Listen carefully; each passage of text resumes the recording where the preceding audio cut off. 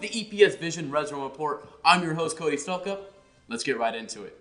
The Plainsmen took the trip to Muskogee for their rematch against the Roughers. Unfortunately, their trip took an unfortunate turn as they ended up losing once again to Muskogee.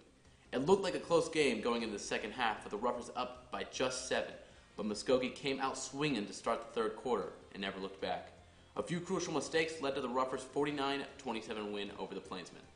Despite the loss, Enid put up some impressive numbers. 358 total yards, 225 coming from the air, 133 from the ground. They also threw for 2 touchdowns and rushed for 2 touchdowns. Enid's quarterback, number 4, Aiden Robinson, had a great game. With 37 passes, he completed 20 of them and a 54% completion rating. He threw for 225 yards and 2 touchdowns and also did some damage on the ground with 7 carries, 39 rushing yards, and a rushing touchdown.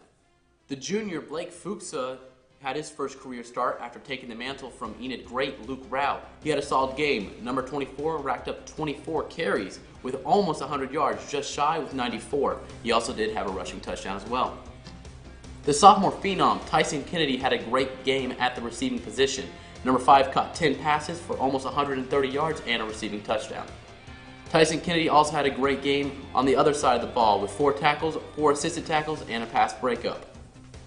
The senior captain, Brenton Combs, had a solid game on the defending side. 5 tackles, 4 assisted tackles, and 3 tackles for a loss. Now here's Landon Collins with the other games in 6A1 around the state. Thanks, Cody. It was opening week for most of our 6A1 teams around the state. Let's see what went down. On Thursday, the Battle of the Burbs took place, once again at Chapman Stadium. Like last year, the outcome was the same, as Bixby outscored Owasso 42-16. Bixby will host Harbor out of Arkansas this Friday, while Owasso will host Jinx. Also on Thursday, Union took the trip out to Moore in the 405 and handled the Westmore Jaguars. The Redhawks blew the Jags out 49-7. Union will take on Broken Arrow next Friday, while Westmore will head out to Yukon and face the Millers with hopes of recovering from the loss. Our Friday games had Broken Arrow host an out-of-state opponent, Bentonville. 7A Arkansas State runner-ups show just how dominant they can be, as they shut out the Tigers 41-0. Broken Arrow will look to regain confidence as they host the tough Union Redhawks, as Moore hosted the Bulldogs of Edmond Memorial and won in a nail-biter. It almost looked like the Bulldogs would pull off a comeback after being down 17-0, but their fight back proved just to be unsuccessful, as Moore would outlast the Bulldogs 31-28. Moore will host Edmond North next week, while the Bulldogs will head out to Deer Creek in an interdivisional battle against the Deer Creek Antlers. Edmond Santa Fe went to Allen Trimble Stadium and did the unbelievable as they upset the Jinx Trojans 27-6.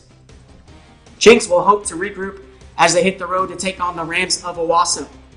Santa Fe will take on the 6A2 runner-ups, the Choctaw Yellow Jackets, and the Deer Creek Antlers went to Edmond North and took care of business, winning against the Edmond North Huskies 39-14. The Huskies head to Moore and take on the Lions tonight. An interesting first week of football at the 6A1 level. Let's see if that excitement can continue tonight. Back to you, Cody. And finally, that brings us to the big game. Enid, Ponca. The over century-long rivalry ends tonight, as the Plainsmen will head to Ponca to take on their hated Wildcats. Ponca wasn't even able to find the end zone last week as they lost 40-0 against the Guthrie Blue Jays. With both teams coming off a loss, we'll find out which one gets their first win of the season and which one gets the last win of this historic rivalry. Until then, this has been your EPS Vision Red Zone Report, and I've been your host, Cody Stolka. I'll see you next week. Yo, Big Blue! Let's go here with Coach Condor today for our second interview of the season. Coach Condor, how are you doing today? Doing good. It's a good day. It's a good day always. So today we're here to talk about the upcoming game. Obviously it's Rivalry Week, which is a huge week for us against Ponca City. How are you feeling about this week's game? You know, the one thing about the rivalry game, you're always going to get the opposing team's best effort.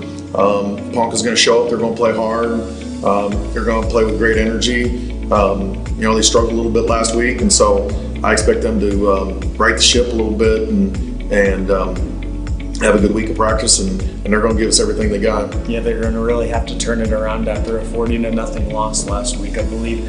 Another thing I wanted to ask was, just something that you want to stand out this week. What's like a certain position maybe, or a certain part of the game that you want to see stand out this week that last week wasn't so much? Yeah, I'd like to see our defense improve on tackling and getting after the quarterback. Ponca's got another athletic quarterback this week, and it definitely doesn't throw as well as Ficklin did last week, but he's a really good athlete, and so I'd like to see our linebackers and our pressure packages get to the quarterback. We were a little bit hesitant when we got to the point of attack last week, and so we're making an emphasis in practice this week to get those things figured out, and so we're going to do a good job and getting those kids coached up and make sure we're tackling better this week. So you say that defense was one of the main points. Was that the main point all week in practice, or were there other areas that you wanted to work on this week? Yeah, I think our efficiency on offense, we stalled out on some drives that I felt, that we should have capitalized on.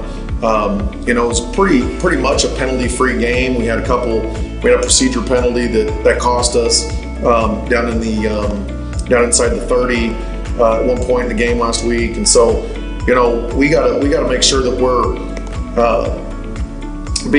being as efficient as possible, because you can't get behind the sticks. You can't have penalties that are forcing you a 3rd and 10, 3rd and 15. So we gotta clean some of that stuff up and make sure we're executing at a high level early in the season. Yeah, you guys had to, unfortunately, there was quite a few punts in last week's game. I feel like that's something that'll get worked on throughout the week, is offensive efficiency. And that offense it looked maybe last week that there wasn't a flow, maybe a groove.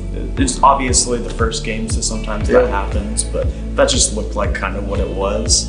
Maybe you think the same way? Well, when you're playing against athletes, windows are really tight.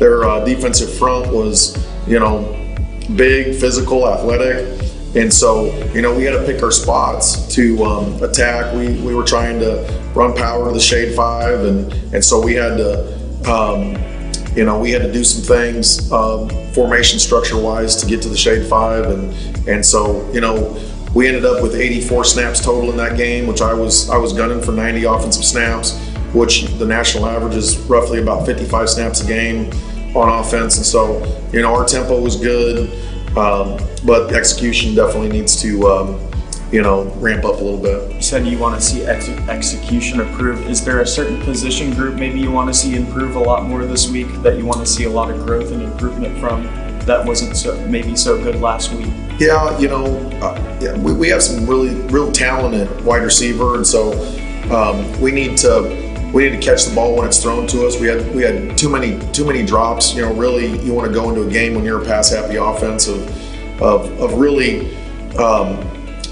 catching the ball when it's thrown to you and making some yards after catch. And so I think number one, offensively, we need to ensure the catch before we try and do something with it. And then on the defensive side of the ball, play a little bit tougher up front. Defensive line, wreak some havoc in there, and then help our linebackers get pressure on the running back and the quarterback. Yeah, a good example of catching the ball was on 4th down when Israel took the ball and he was going down the right side and he threw it over to Zaire in the corner of the end zone and he just couldn't come up with it. Yeah.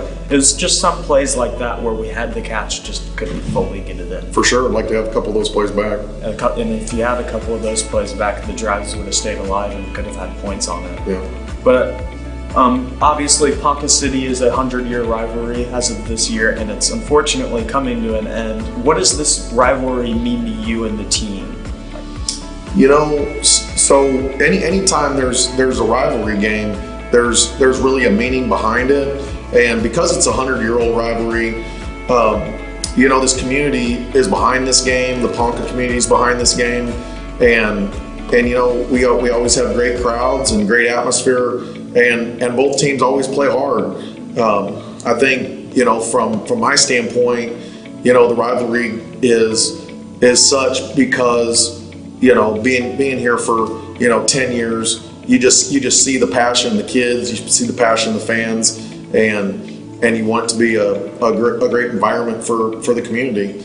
And my kids are going to take us serious. We have a little saying since the summer: we don't wear red, we hit red. And that's primarily for Ponca, and so my kids know how serious I am about this rivalry, and we need a good showing. We need to bounce back from last week. Played a really good football team last week. I think they prepared us well for what's coming in the future for us. And so, we can't make it about anything else other than a football game on Friday night, though. We can't make it about one thing or another, or this rivalry ending after the 100 years due to unforeseen circumstances. And so, we just got to go out there and play our game and be efficient and block and tackle, and then good things will happen. Okay, so my final question for you regarding Ponca is: do you feel like this is a must-win game for Enid? I never think it's a must-win until it's a must-win. And must-wins are when you're 13-0 and playing a state championship game, and that's when it's a must-win, or even in a playoff game when it's win or go home. And so, when you put so much stock in a non-district game, even, you got to be really careful, because you don't want your kids to feel like the season's over after week 2. Now, in my house, it's a must-win game, but every Friday night's a must-win.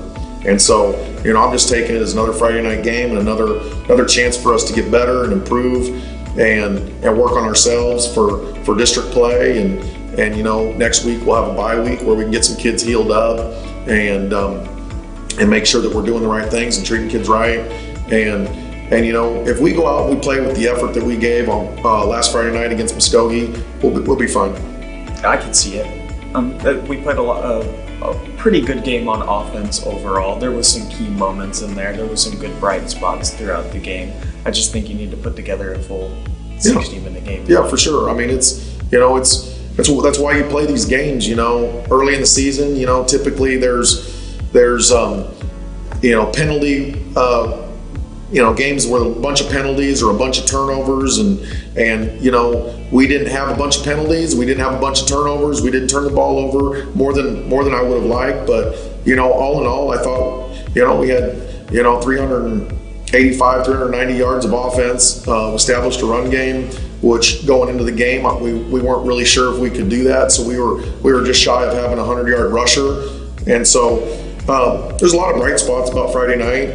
I thought the effort was there, and what we're building this program about is effort. And so, when the dust settles, we're playing a top team in 6A2 that, you guys were there. I mean, those dudes walk out there on the field and they look right. Yeah. And so when your kids go to battle and we had some good things that happen, you got to walk away with those positives. And that's what we're building on, and I'm going to take full responsibility for, last week's loss, because at the end of the day, when, we don't play as well as we had hoped, it's my responsibility to get us better. Yeah, see, you got to look at those good things and improve on those things and not look at the negative things in such a different way. It's a good way of thinking compared to previous years in coaching and this football team. Yep. It's a very positive environment that people want to be around and that people want to be bought into, and it's really good to see. Yeah, when we're still dealing with 16, 17, 18-year-olds, and at the end of the day, they're going to give us their best effort. Now you gotta check the barometer of what is the best effort that this individual kid can give versus this kid, and you gotta I grade film on effort. I don't grade film on success of the play. I want to see where defenders are when the tackle is made and who's working themselves down the field. We have an Effortville captain of the week, and so that kid for this week, Friday night gave great effort, and we have 3 constant captains and one that's going to be the Effortville captain of the week, and this kid's going he's going to give effort each and every week, and so it's another way to reward our kids for their success on the field and make those kids want to be that effort guy. And the only way that we're going to be successful in Enid is by playing with the greatest effort we possibly can give. And so we're going to continue preaching that, and good things are on the horizon. The JV team went out and played last night and beat Broken Arrow for the first time in a long time. And the only way we got it done was because our kids went out and played with great effort. We played a lot of kids that got some reps on Friday night, and we turn around and and play those kids on Monday, because right now we need game reps. And so I'm not holding anything back from the younger levels. We got a lot of work to do, and kids play football to play games. They're not playing to go to practice. And so we're using Monday nights as a really good practice for us to get better, and kids are bought into that, and they were rewarded last night. The one last thing I have to ask you, I've just been wondering this for maybe months. Everybody's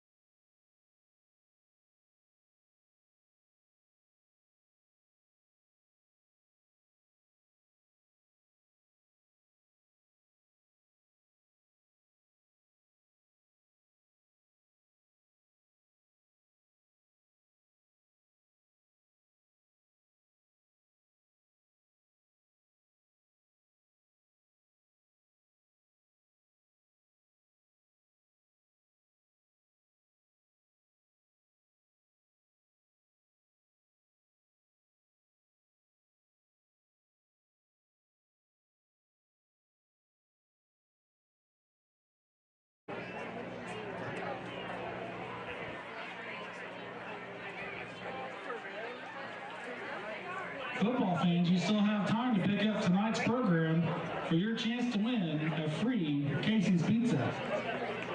Also, don't go home without some new swag. Visit the Quarterback Hub trailer at the East End Zone and pick up some new hats, tees, sweatshirts, and much more.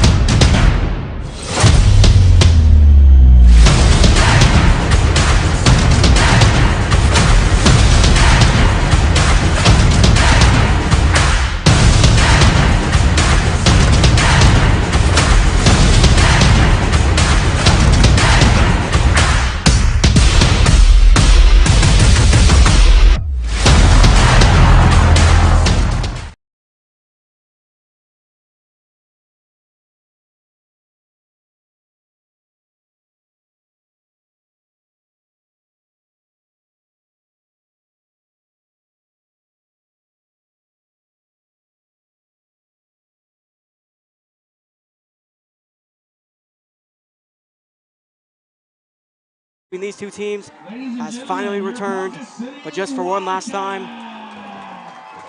Ladies and gentlemen, welcome up here to the landing at Ponca City on the home side. I'm Landon Collins alongside Hayden Clark, and we're ready for a great matchup. Hayden, how are you feeling? I'm feeling great tonight, as well as you. The 100th matchup ever tonight. This will be the final matchup at the moment, per decision that was made. This series so far, Enid leads 63-32-4, winning the last 3 straight and winning 7 of the last 10. Both teams very talented this year. They've got some good young pieces, but let's see who can come in tonight and just play overall a better game of football. Both of these teams have some very talented offenses and have some good defensive pieces. Let's see who overall can just take it, you know? It's all rivalries like this. It doesn't matter which team is exactly better per se. Either team could come in here and win. You look at any sort of rivalry, the Bedlam rivalry, stuff like that, you know, common ones that we all know and love. It could go any way, any year. So this game, let's just see what happens. Both teams going to bring the juice tonight. And we know Ponca City didn't have a great start, lost 40-0 to the Guthrie Blue Jays, a 5A school. It was at Guthrie last week in week 0. Enid fell to Muskogee 49-27, so both teams winless right now. As I said, in the introduction to this broadcast, but great matchup. Enid to receive the football, Ponca City to kick off. Yeah, both teams are going to really be looking to bounce back tonight, but Ponca City is arguably going to be looking to bounce back harder. Getting shut out in your opener last week is incredibly embarrassing, and I think they're going to really want to come in here and put a statement on these Plainsmen tonight. Let's hope Enid can pull through and not let that happen. High stakes, and for one last time, these two teams meet for their annual matchup. Deep to return for the Plainsmen. The kickoff for Ponca City, Adrian Perez And number 20, back deep to receive. It's Carmelo Washington and Brady Bierschmidt for the Plainsmen. Kicker looks left and right. He's about to approach the football.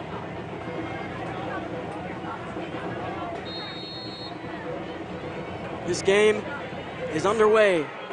Medium-sized kick caught at the 20 by Bierschmidt. Finally gets his hands on it.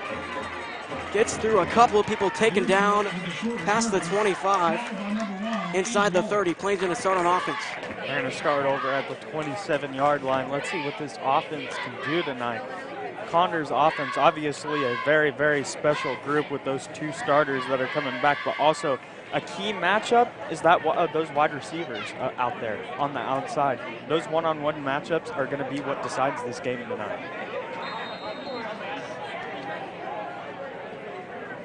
Robinson takes a quick snap, fires left side, and it's caught. Zaire Allen breaks a couple tackles. He might make it all the way to the 50. One man to beat, he beats him, and he gets out of bounds inside the 30. Plainsmen with a great start. Just as we said a minute ago, those one-on-one matchups are going to be huge, and they get him on a screen and get him some space to run the football, and he takes it for a huge gain. That is a perfect start for the Plainsmen on offense. That is definitely how you want to start your rivalry night. First down for the Plainsmen all the way past midfield.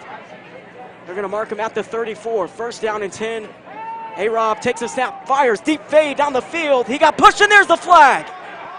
That's obviously going to be a DPI. He held Jameson Washington through the whole way, didn't even give him a chance to go up and catch that ball. That's one of those moments where DBs kind of just do that on purpose to avoid the touchdown. So flag thrown at the 20-yard line. The referee's talking this one over. Here's the man in the white hat. Second play of the game, and there's already a flag on the field. Something you don't want to do early on in the game. Yeah, you really don't. You don't want to have those mistakes haunt you in the beginning of the game. You can get down big quite early. Automatic first down for Plainsmen from the 19-yard line. So the DPI brings them all the way to the 19-yard line. They're into the red zone now. Or the blue zone. The blue zone. Already. There you go, Aiden. First and 10. Fuchs out running back. Two to each side. Takes a snap, hands it off, and I think Percival had a false start there. Flag on the play. So Looks flag like it's a false start. evens it out. Both Plainsmen. have one apiece now on this first drive. First and 15. Looks like they may try to establish the running game now that they got into the blue zone on their first trip. Both of these football teams are pretty young, Hayden. I mean, Enid not returning many starters. Same with Ponca City, two returning starters on the defensive side of the football. Two of the youngest teams in 6A football. As a whole, I mean, yeah, if you include 6A1 and 6A2. Rob steps back, fires over the middle. Has to be a flag, but no flag thrown. Incomplete. Looks like he may have hit him. Pass broken up by number Could have 6. maybe called unnecessary roughness, but they no call. So second down and 15 for the Plainsmen at the 24. Gonna bring up second and 15. See what they can do on second down to avoid possibly a third and long situation. Maybe even get that first down. Had a little bit of razzle-dazzle on the first play of the game. They started out like that with against Muskogee in the opening game of the season, and they had a bit of a different play call here, and this one a lot more successful. It was a lot more successful. They only got 9 yards on at the one at Muskogee, so they get all the way past midfield inside the 30, and right now they're sitting at second down and 15 from the 24. Let's see if maybe they target somebody like Tyson Kennedy on this play, a guy who had a huge night last week with almost 130 yards receiving. Here's the deep shot for Percival. He caught it. It's a touchdown. Pass caught by number 6. Percival. Just like last week where he was the first person to score against Muskogee, he does it again on the right side. He just goes right past that defender. and he makes sure to hold on to that ball this time. That's a touchdown. That's beautiful. That's 6-0. Plainsman on top, right over the middle. The seam pass seemed to work perfectly. They had Kennedy on the screen behind the line of scrimmage. Ponca City thought it was coming. Kennedy ran that play so many times last week. Percival wide open over the seam. Here's the kick from Vega. The left-footed kicker is good. Splits through the uprights. 7-0 the score. Basically a perfect drive. You couldn't ask for anything else from your offense. They did everything almost perfectly. They executed and they got the touchdown. Here's the flag runner for Enid High School. I think that's looks to be Hudson Plummer. He's waving the flag over there by the Palm squad. Not a way to start the football game if you're a Ponca City fan, Hayden. Absolutely not. That is a confidence-ruining drive. 11:31 on the clock as well. Made quick work with that score. Scott Harmon, 1-4 all-time versus Enid. His only win in 2018. I was at that game. I was in the 7th grade, Hayden. His final score 3-6, very low-scoring game. A lot of defense was played that night. I believe Candace Scrimmager's older brother, I forgot his name, was the quarterback. It's been a while, so the memory's a little foggy. But I mean, I couldn't even tell you about that game. I wasn't there at the time. So Mason Scrimmager, I think, was his name. That's what it was. Mason Scrimmager, the quarterback for the Plainsmen that year. It's been that long. Yeah, it's been a while. I was a 7th grader. Now I'm a senior in high school. So they haven't won here since your 7th grade year. So Kevin Vega just hit the extra point to make it 7 for the Plainsmen, and now he's the kickoff.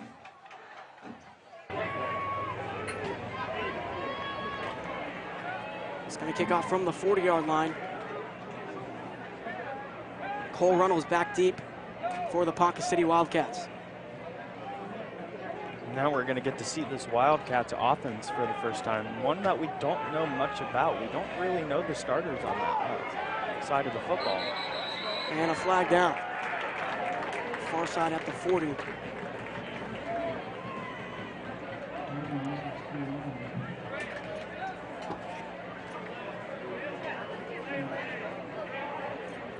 So Cole Runnels comes out of the game. Gavin Cunningham comes into the game. A Division I wide receiver the Wildcats have. He's had offers from Navy, Army, and Air Force. Some branches of military there, so we'll see where else he gets offers from. I mean, I believe he'll have a pretty good senior season as long as he stays healthy, but we'll see how he does tonight. He only had 2 touches last week against Guthrie. Kicks that one far right. It looks to go out of bounds, and it does. At the 28, and there's the flag. So that's going to move Ponca City up quite a bit, and they're going to start with some good field position. Let's see what Tane Moore and his offense can do. Again, we don't know too much about this offense. They're quite young. I mean, we don't even know the starters, so there's not much to say. Tay Moore coming onto the field to lead his offense for the Ponca City Wildcats. He's now a 3-year starter. Now he's at his senior year of high school, along with some other key pieces in Cooper Ridge, Gavin Cunningham. Bit of a wait up here from the referees. See what the hold-up is about. Looks like maybe Ponca City's discussing something with them on the sideline.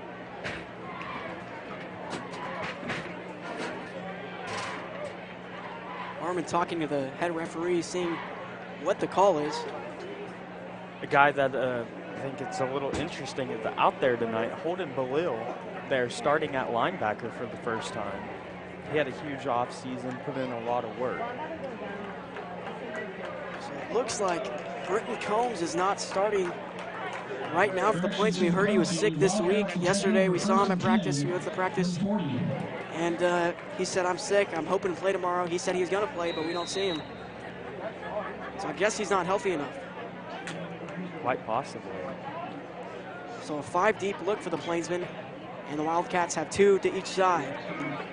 Brings Cooper Rich in, hands it off to the running back. Breaks off a tackle, hits to the 40, to the 45, to the 50. Cuts it outside, Out of bounds inside the 45 into Plainsman territory. Good run to start the drive for them. Brody Wicker takes it all the way to the 42 for a Wildcat first down. And a flag on the play. Cole Reynolds, good run. Let's see if it still counts.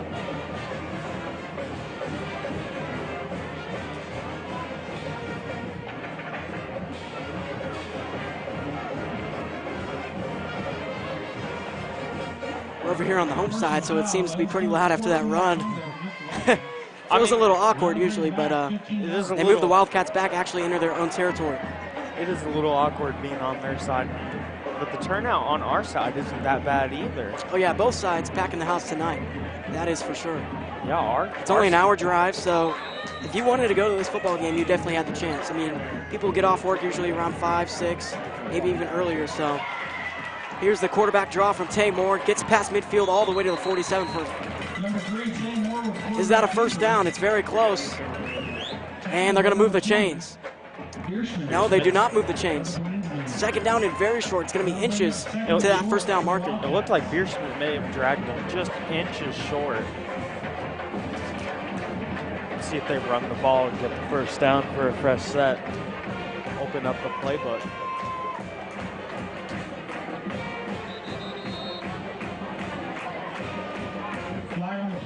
And a flag on the play at the 45-yard line. Illegal substitution on Ponca City, so that's going to bring them back just a bit all the way to their own 48. So they get past midfield, they get behind midfield, they get past midfield once again. Now they're back in their own territory at the 48 from the left hash. See if the history repeats itself and they get past Third midfield. time's a charm, Hayden. Maybe. 2 to each side. As one teacher used to tell me, the 7th time's the charm. Here's the screen, and he doesn't get anywhere. Jameson Washington blew that play up. Great play to set up a 3rd and long.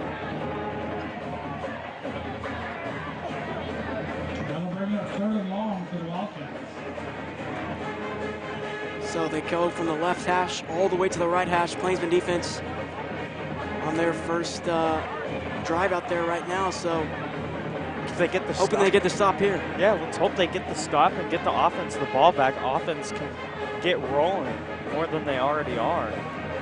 Try to put this game away early. 3rd down and 6 for Tay Moore. Takes the snap, decides to keep it himself. No, he throws it. It's a first down, caught at the 45 by Ian Wool. Great play by Tay Moore to extend the play and get it to him. That was incredible. It looked like he was going to be short. He couldn't take it himself. Jesse Panade was right there, but he finds a receiver at the sideline for the first. So 1st and 10 for the Wildcats. Their first official first down of the game. And they're still on their first drive. If you're just tuning in, 9:45 to go, 7-0. Plainsman had the touchdown with Bennett Percival. Tay Moore takes the snap, hands it off. He gets blown up immediately in the backfield. They actually lose a yard, so it's going to be 2nd down and 11. One of the biggest things this week in practice that Enid worked on was the defensive line and getting pressure on the quarterback and stopping the run. That was one of the things that they said they struggled with the most against Muskogee. On that play, looked like they completely changed how they work. Shout out to the student section tonight, Hayden. A lot of them talking in the senior group chat that we're in that they're going to show up in camouflage theme, so they're out there. We see them on the far side. We're actually dressed in our own camo. We're wearing some black and gray and white camo shorts. You want to tell the crowd what type of shorts they are? They're Lululemon. Here's the handoff, and he's going to get the first down all the way to, they're going to say it's at the 32. Number 16, Wicker moving the play down the field for another Ponca City Wildcat. Wildcats moving the ball pretty well now. Tate Moore looks like he's trying to find a groove.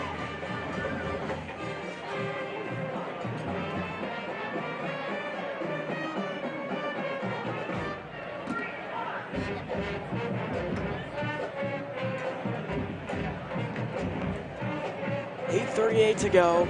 Clock running. 7-0. Plainsman on top. Wildcats looking to tie this football game up on their first drive offensively. Tamor takes the snap, takes it himself, and he gets outside to the 20 and runs a man over down at the 15 inside the red zone. Their first red zone trip of the night. Flag down after the play on too Ponca now. City. It looked like it may be on Enid too, on Bierschmidt after the play. They got into a little bit of a scuffle. The flags flew immediately. And that's going to happen when it comes to rivalry night. In any normal football game, you run somebody over, you might say a couple of words to him, exchange some of your thoughts, but right there, you run a man over on rivalry night, it's not going to be very good, especially around the refs. They're going to throw that flag immediately. Yeah, they're not going to have any mercy about that. They don't want to see any fights. They get the nature of the game, but they still don't want to let it happen.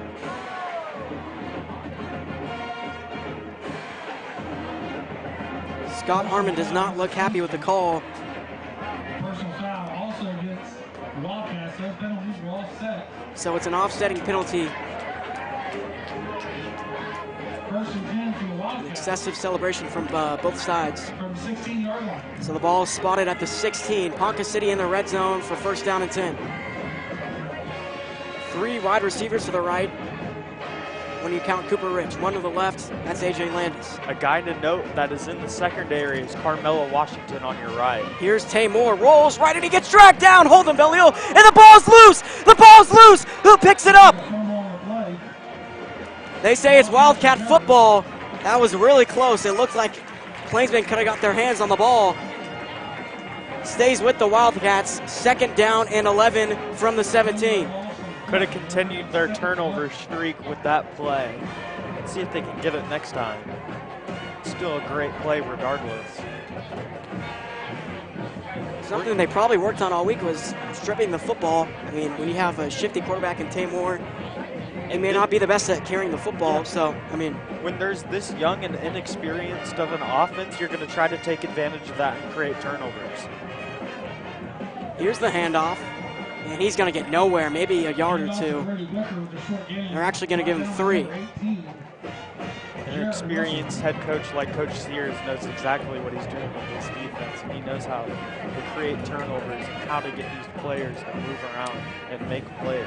I mean, this defense has changed a lot. Last year they ran the 4-2-5. Now they're running the odd stack. It brings a lot of pressure to the quarterback. And while it does that, it brings chaos to the offense as a whole. So you're going to have pressure coming around the edges. You got 5-6 guys at a time coming towards the quarterback, and then you have the 5 deep in the secondary. So it's really going to cause a lot of ruckus. It really asks a lot of the secondary to play. The ball's loose. Who picks it up? The Plainsmen pick it up. That's a turnover, and that continues the streak that they have going on for 2 years. Second time around, they finally get it, and they're all hyped. Not a way you want to start offensively on a rivalry night, but hey, I'm not complaining. It goes in our favor. I'm not complaining either. It's frustrating this young offense, and it's getting them outside of their groove. That's always good for us. So now let's see if this offense can go in and execute. Another trick formation. Ponca City has no idea what they're doing on defense. They're looking around, and it's a handoff to Fuchsa. Where's he going to go? To the 25, down at the 27. Tried to hit him a little bit of trickery and hand the ball off instead of throwing it.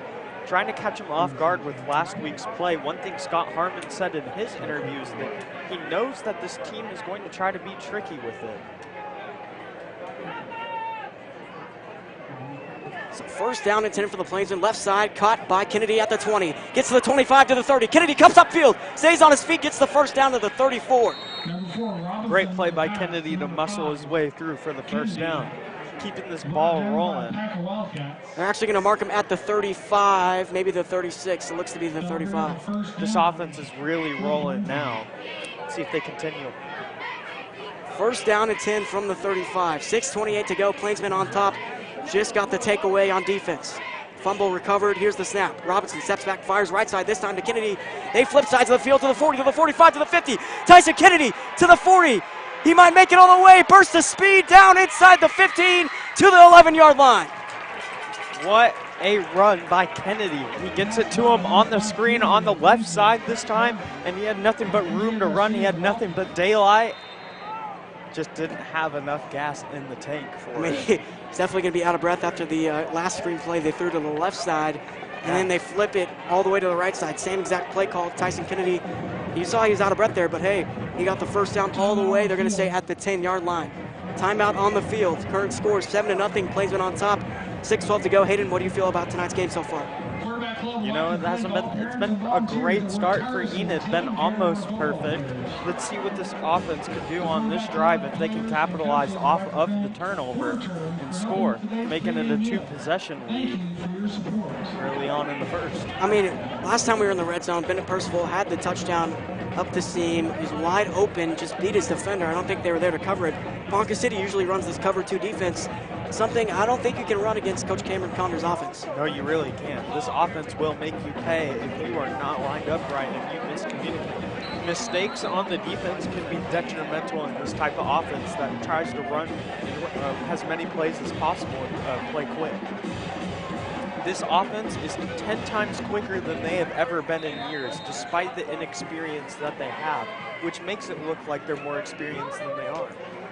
It's a play fake. Robinson gets pressure to him quick. That's a big loss. It's going to be a loss of 6 all the way to the 16-yard line.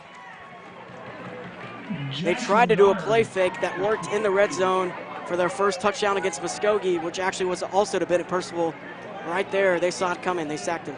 Just blew it up, and he had no time to throw that ball anywhere. By the time he saw it, he got dumped.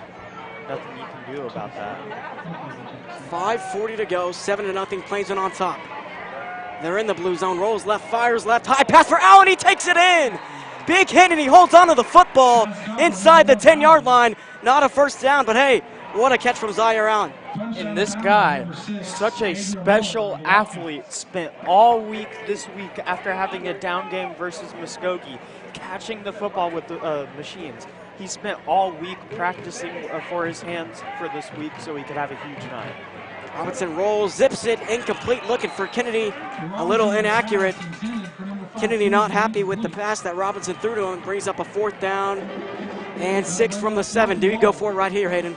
I think you do. A mistake like that, surely you decide to go for it, knowing that your offense has been rolling so far in the first. It just looked like Robinson put too much zip on that pass. If he had thrown it a little lighter, Kennedy probably would have caught it. And a timeout on the field taken by the Plainsmen.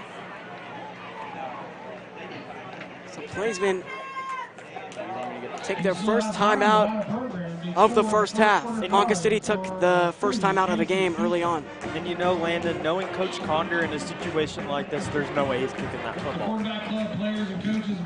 I don't think he's going to kick the football. No. But Ponca City probably lined up in a formation Coach Condor didn't like. So he's probably going to try to catch him off guard here. And the thing about Coach Condor's offense, as he says in interviews we've had with him, he just likes to get the defense, off balance, set up some passing, some run plays. Yeah, he likes to be tricky with the ball, but he also likes to run the same plays too. Last week against Muskogee, they only ran about 10 plays on offense, but the same 10 plays, yeah. Yeah, but they had almost 90 plays on offense. Something that we haven't seen from a Plainsman team in years. That is incredible. And when I say years, I mean many years. Yeah, it's been a very long time since we've seen offensive production like that. Here it is after the timeout, 5:13 to go. 7-0, Plainsman on top. Here's 4th down in the red zone. They need to get in the end zone. Wide open! He caught it! It's a touchdown! Zaire Allen from 7 yards out! Amazing. They caught them off balance, just like Condor loves to do. And Allen was wide open, and he was not dropping that football. Oh, yeah, he's not dropping that football. I mean, it didn't have too much, some spin on that for you tennis fans. We're not in tennis. What am I talking about? Didn't have a lot of power on that pass there, but it was low, but he still caught it. He was wide open. So. And look at that. Another thing that you can take from that is Robinson was fixing his mistakes from the other player and learning from it. The other play with Tyson Kennedy, he threw that ball maybe a little too hard, a little inaccurate, and he dropped it. But this time, he makes sure he gets it to Allen for the touchdown. There's Zaire Allen's first touchdown of the 2023 season. And the Plainsmen are rolling so far on offense tonight, Hayden. They're absolutely rolling. And that is the first touchdown of the year for him, with many more to come. Oh, that's for sure. 14-0 the score. And let's hope we get another takeaway on defense. I mean, that'd be the thing you'd want to see right now from the Plainsmen. I mean, it would be incredible if that ended up happening.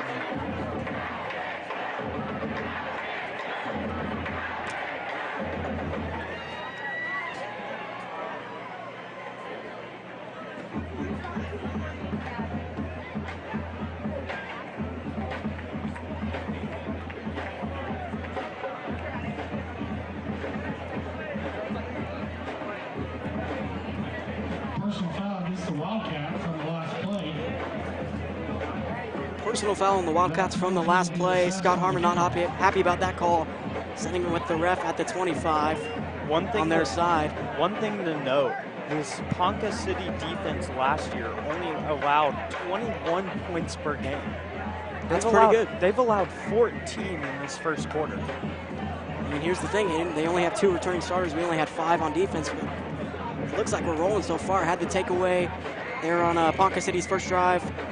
Taymor fumbled the football, picked up by the Plainsman defense. And now Kevin Vega is going to get a kickoff inside Wildcat territory at the 45. Right from the eye of the cat right there.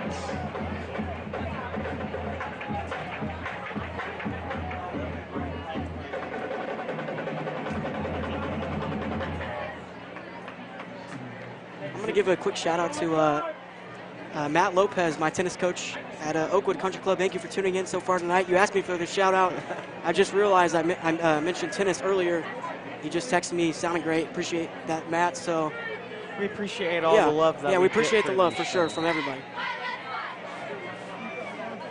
5:12 to go, 14-0. Vega onside kick, and who picks it up? The Wildcats pick it up. They're going to start with decent field position from the 36. Aggressive play call from Condor. I mean, hey, you're in opponent's territory to kick off. Honestly, I'm liking that play call. Yeah, he is all gas but no brakes so far tonight. But here's the thing now, the defense has to hold. They started decent field position. They held them last time when they started with decent field position. Let's see how they can hold them here. The Wildcats take over 1st and 10 at the 35. This defense only allowed 20 points last year. That's another thing to note.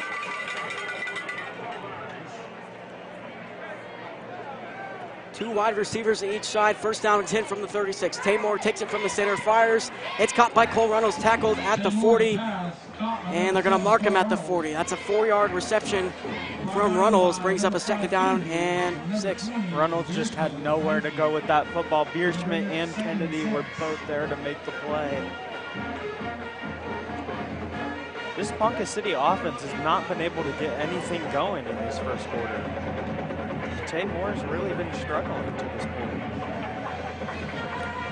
Here's Taymor, gets to the 45, down at the 48. There's the flag on the far side. Flag thrown at the 50. And we have an injury on the field. From the starting quarterback for the Wildcats, Taymor. That's enough for a Ponca City 1st down. Looks like an injury on the play.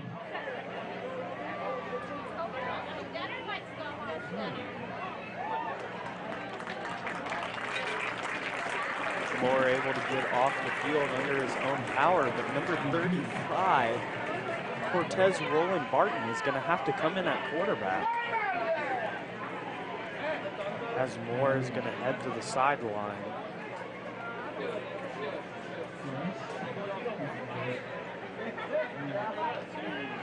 Like he may have gotten hit on the head. Hopefully he's okay.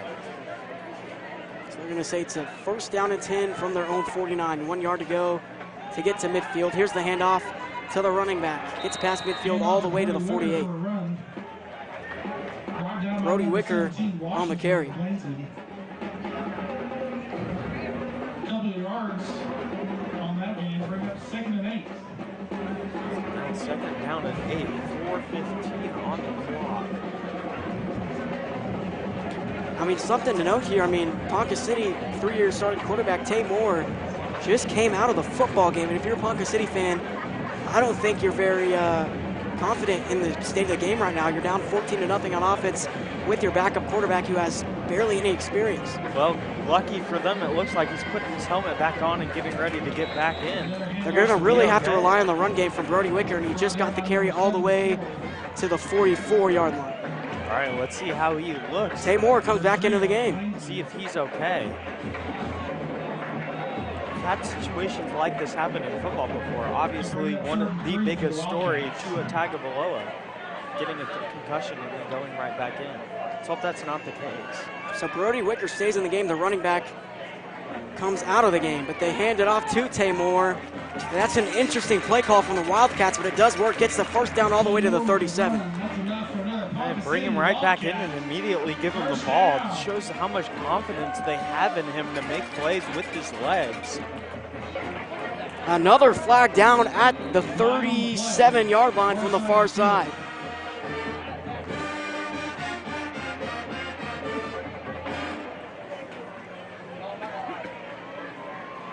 Flags have been flying down on the field so far tonight.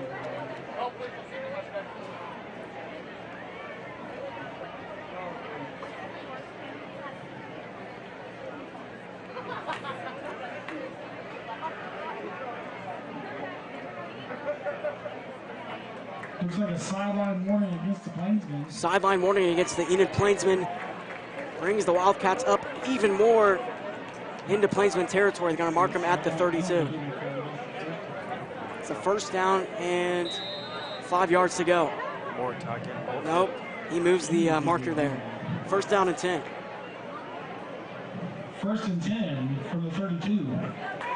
Two wide receivers at each side. Tay Moore back into the game, taking his first snap at quarterback since he's been back. He had the handoff last time. Tay Moore pressures on him, and he's sacked all the way at the 41. Tay Moore was sacked by number 10, Russell, on the Plainsmen. What a play. Drayden Russell able to get the pressure on the play, get the sack. You know, it looks like they fixed all of their issues from last week in this first quarter. And they're really displaying how much power that they have, how much talent they have on this field.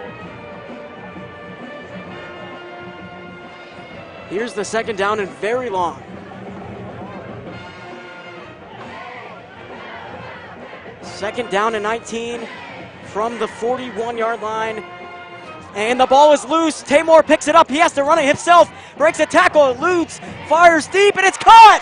He stays in bounds at the 20 to the 15, and he's knocked out of bounds. What an improvisation from the quarterback, Tay Moore. A magician with the football in his hands. What a play. It looked like it would have been a turnover, an absolute disaster of a play. But he picks it up and keeps his poise and is able to get the throw and get the catch for the first down. That is an incredible play, and that is one of the reasons why he is one of your best players and the most talented player on this offense. The Wildcats finally get something to go on offense. Tay Moore makes an amazing play. As of now, they're down 0-14. Here's the snap. It's a handoff to his running back. Brody Wicker gets to the 10, and they mark him at the 10. A swarm of Plainsman defenders got there quick, but he gained 6 yards there. This offense started quite slow. Now they're starting to heat up a little bit. Just under 2 minutes to go now, 1:56 in running. They set up in the red zone at the 10. Carmelo Washington is now in on the right side, that corner. He's a guy who Big matchup between him and Gavin Cunningham. Yeah, he did not play last week. Now he's in for this week's game. Here's the quarterback keeper from Moore. He only gets 1 yard to the 9. Down by number 18, Russell. Brought down by one of the Russell bros for the Plainsman. Clock hits 1:30. Those two players so important to this defensive line. Both of them, as we said last week, dropped weight over the offseason, but it really has not changed how explosive and how powerful they are on the line. I mean, if you put them on the defensive line with last year's defensive scheme, I'm not even going to lie to you, Hayden, it might not have worked out as good as it is right now. Just with this 3-3 stack they're running, you can send a lot of pressure with your linebackers as well, so it kind of evens out. Defensively, here's the handoff to the running back, Wicker. Yeah, it really aids. Gets close to the first down marker. This defensive scheme really aids the defensive line a ton, sending pressure with these linebackers, but it asks a lot from these DBs out in the secondary when they're covering. They have to kind of do it all. Jameson Washington, one of those guys who really does everything on the field.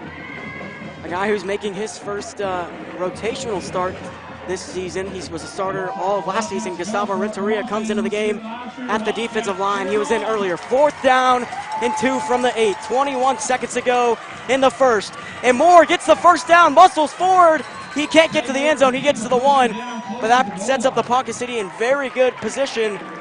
They have 4 tries to get into the end zone. Now they're in position to score before the end of the first to make it only a 1-possession game. This offense really needs to score on this drive. They really, really do.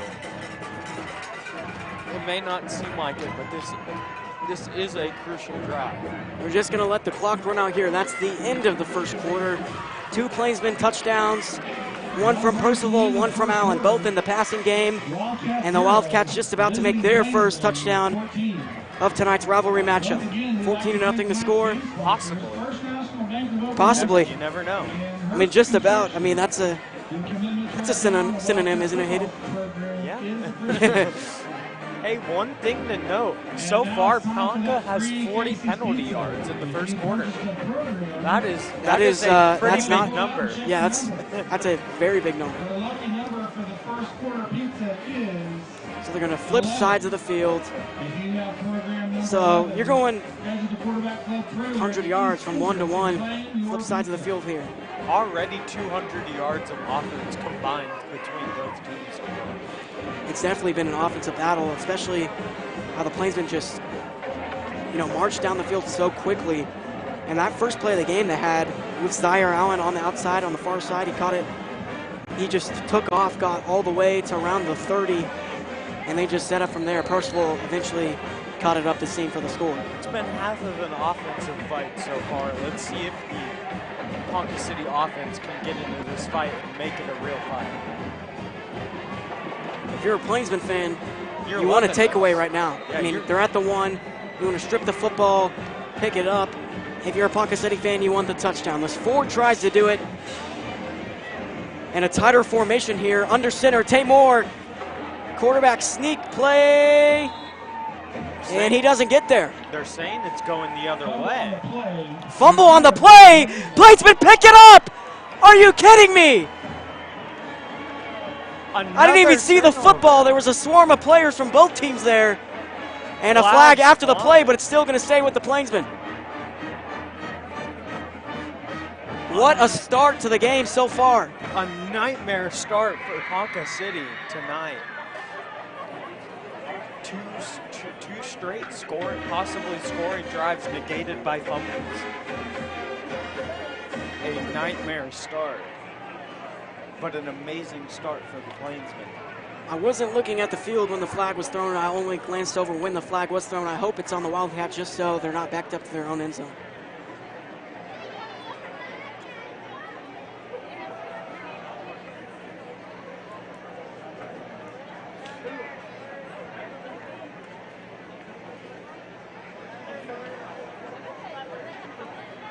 It's for sure Plainsman football, but the call is unknown as of right now.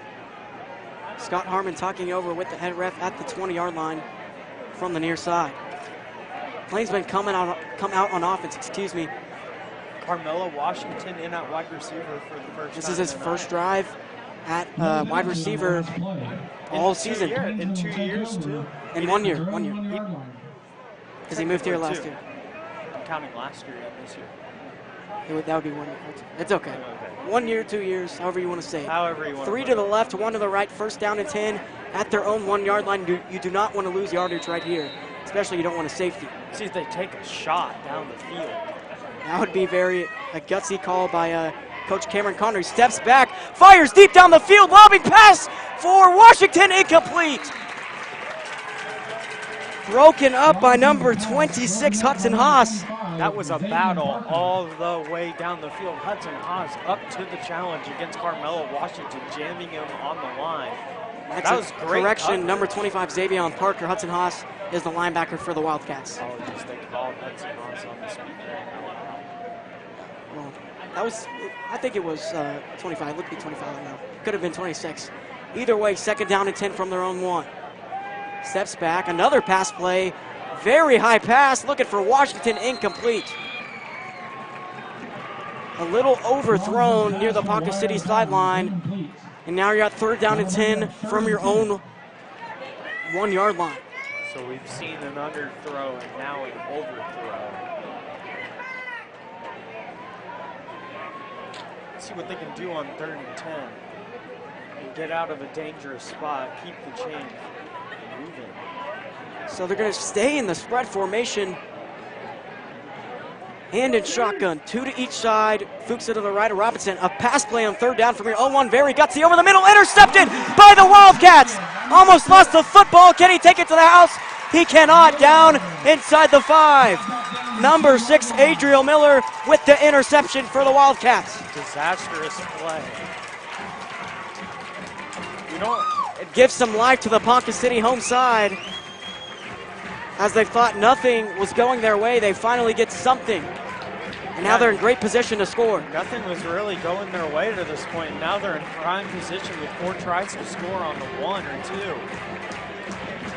It looked like everything was going Enid's way and it was going to be perfect.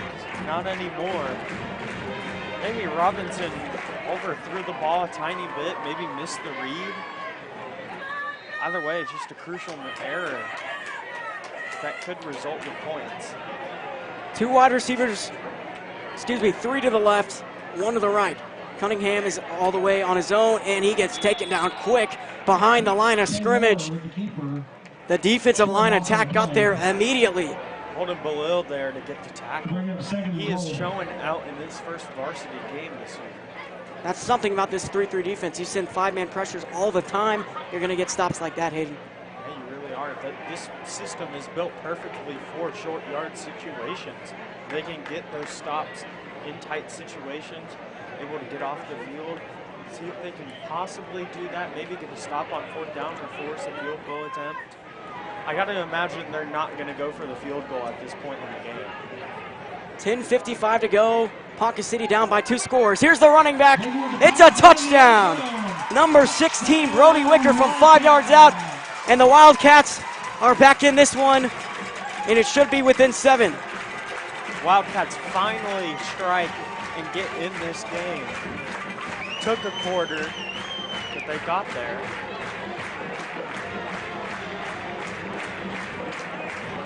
And you know, this defense is built to stop situations like that, but you can't do it every time. Unfortunate you throw the interception in your own territory that deep. It was definitely a gutsy call on 3rd down. That results in a Ponca City touchdown. Here's the extra point attempt from the Wildcats. See how they bounce back with their offensive drive after this. Snap, hold, kick is up, and it's good. You know, 14-7 the score. Plainsmen up by 7. You know, honestly, the pressure may have been getting to them on the last drive where they were backed up into the Ponca City's end zone. May have been why he threw that interception. See if they can just put it together this drive. They've been doing pretty good offensively so far. Both times they've been out, 2 out of 3 times they were out on the field they scored, and the last one was the interception, but hopefully they can bounce back right here offensively. I think better field position will help. Yeah, that's definitely that factor, yeah. Was a factor in Also, that make drive. sure you're visiting the swag trailer at the east entrance. Pick up some of your new Wildcat swag. Hats, cups, sweatshirts, and much more.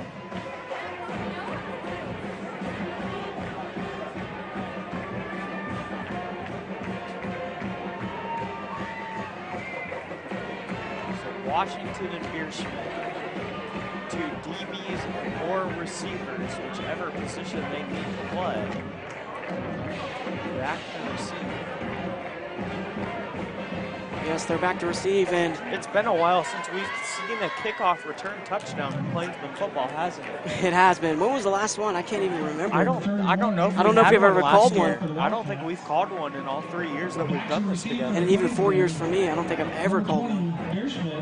31, Adrian Perez to send it off for the Wildcats. The junior looks right, looks left. Approaches the football. Total ball taken in by Washington at the 15. Finds a crease to the 40, and he gets taken down at the 40.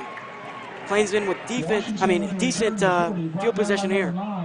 Yeah, good, decent field position to work with past the 40. 10:43 to go here in this first half. 14-7. Plainsman with the lead, looking to, just go up by 2 scores here. After the interception, I got to imagine they're going to start to establish the run game so they can get Robinson comfortable enough to start throwing the football again. They have not gotten Fuchsia back in this quite yet. He had a couple carries in the first. He hasn't really done much since. Hey, Rob takes a snap, fires deep, and a miscommunication. He just didn't know the play call. It looks like Jamison Washington was the intended receiver. Doesn't look too happy right there. I'm surprised they didn't throw an intentional ground game. It just wasn't too far away. Yeah. So that will stop the clock at 10:37. Second down and 10 for the Plainsmen. Allen and Kennedy to the left side. Zaire Allen to the right. Fuchsia is next to Aiden Robinson at running back. Robinson steps back, fires for Washington. Oh, he almost caught the football at the 42. Incomplete. With the coverage was P.J. Garcia for the Wildcats. He breaks that one up. They go right back to him after the miscommunication, and he just couldn't reel that ball in. It would have been a great play, great catch. Clock will stop again, and sorry. I don't know. I was thinking. I was trying to say something. Bennett Percival coming into the game, somebody who likes to catch the football whenever he's in on offense. We saw they took Blaine Parks out. He's more into the game. We try to run it, but they gave it to the left side to Allen. Loses it, picks it back up. Does he? Who has it? Ref's looking for it. It's a scramble. Plainsmen say they have it. It looks like Enid. And it's Enid football. 4th down and 1 and a flag down after the play. Yeah, it looked like the Plainsmen. It looked like somebody picked it up. Just a little bit of confusion.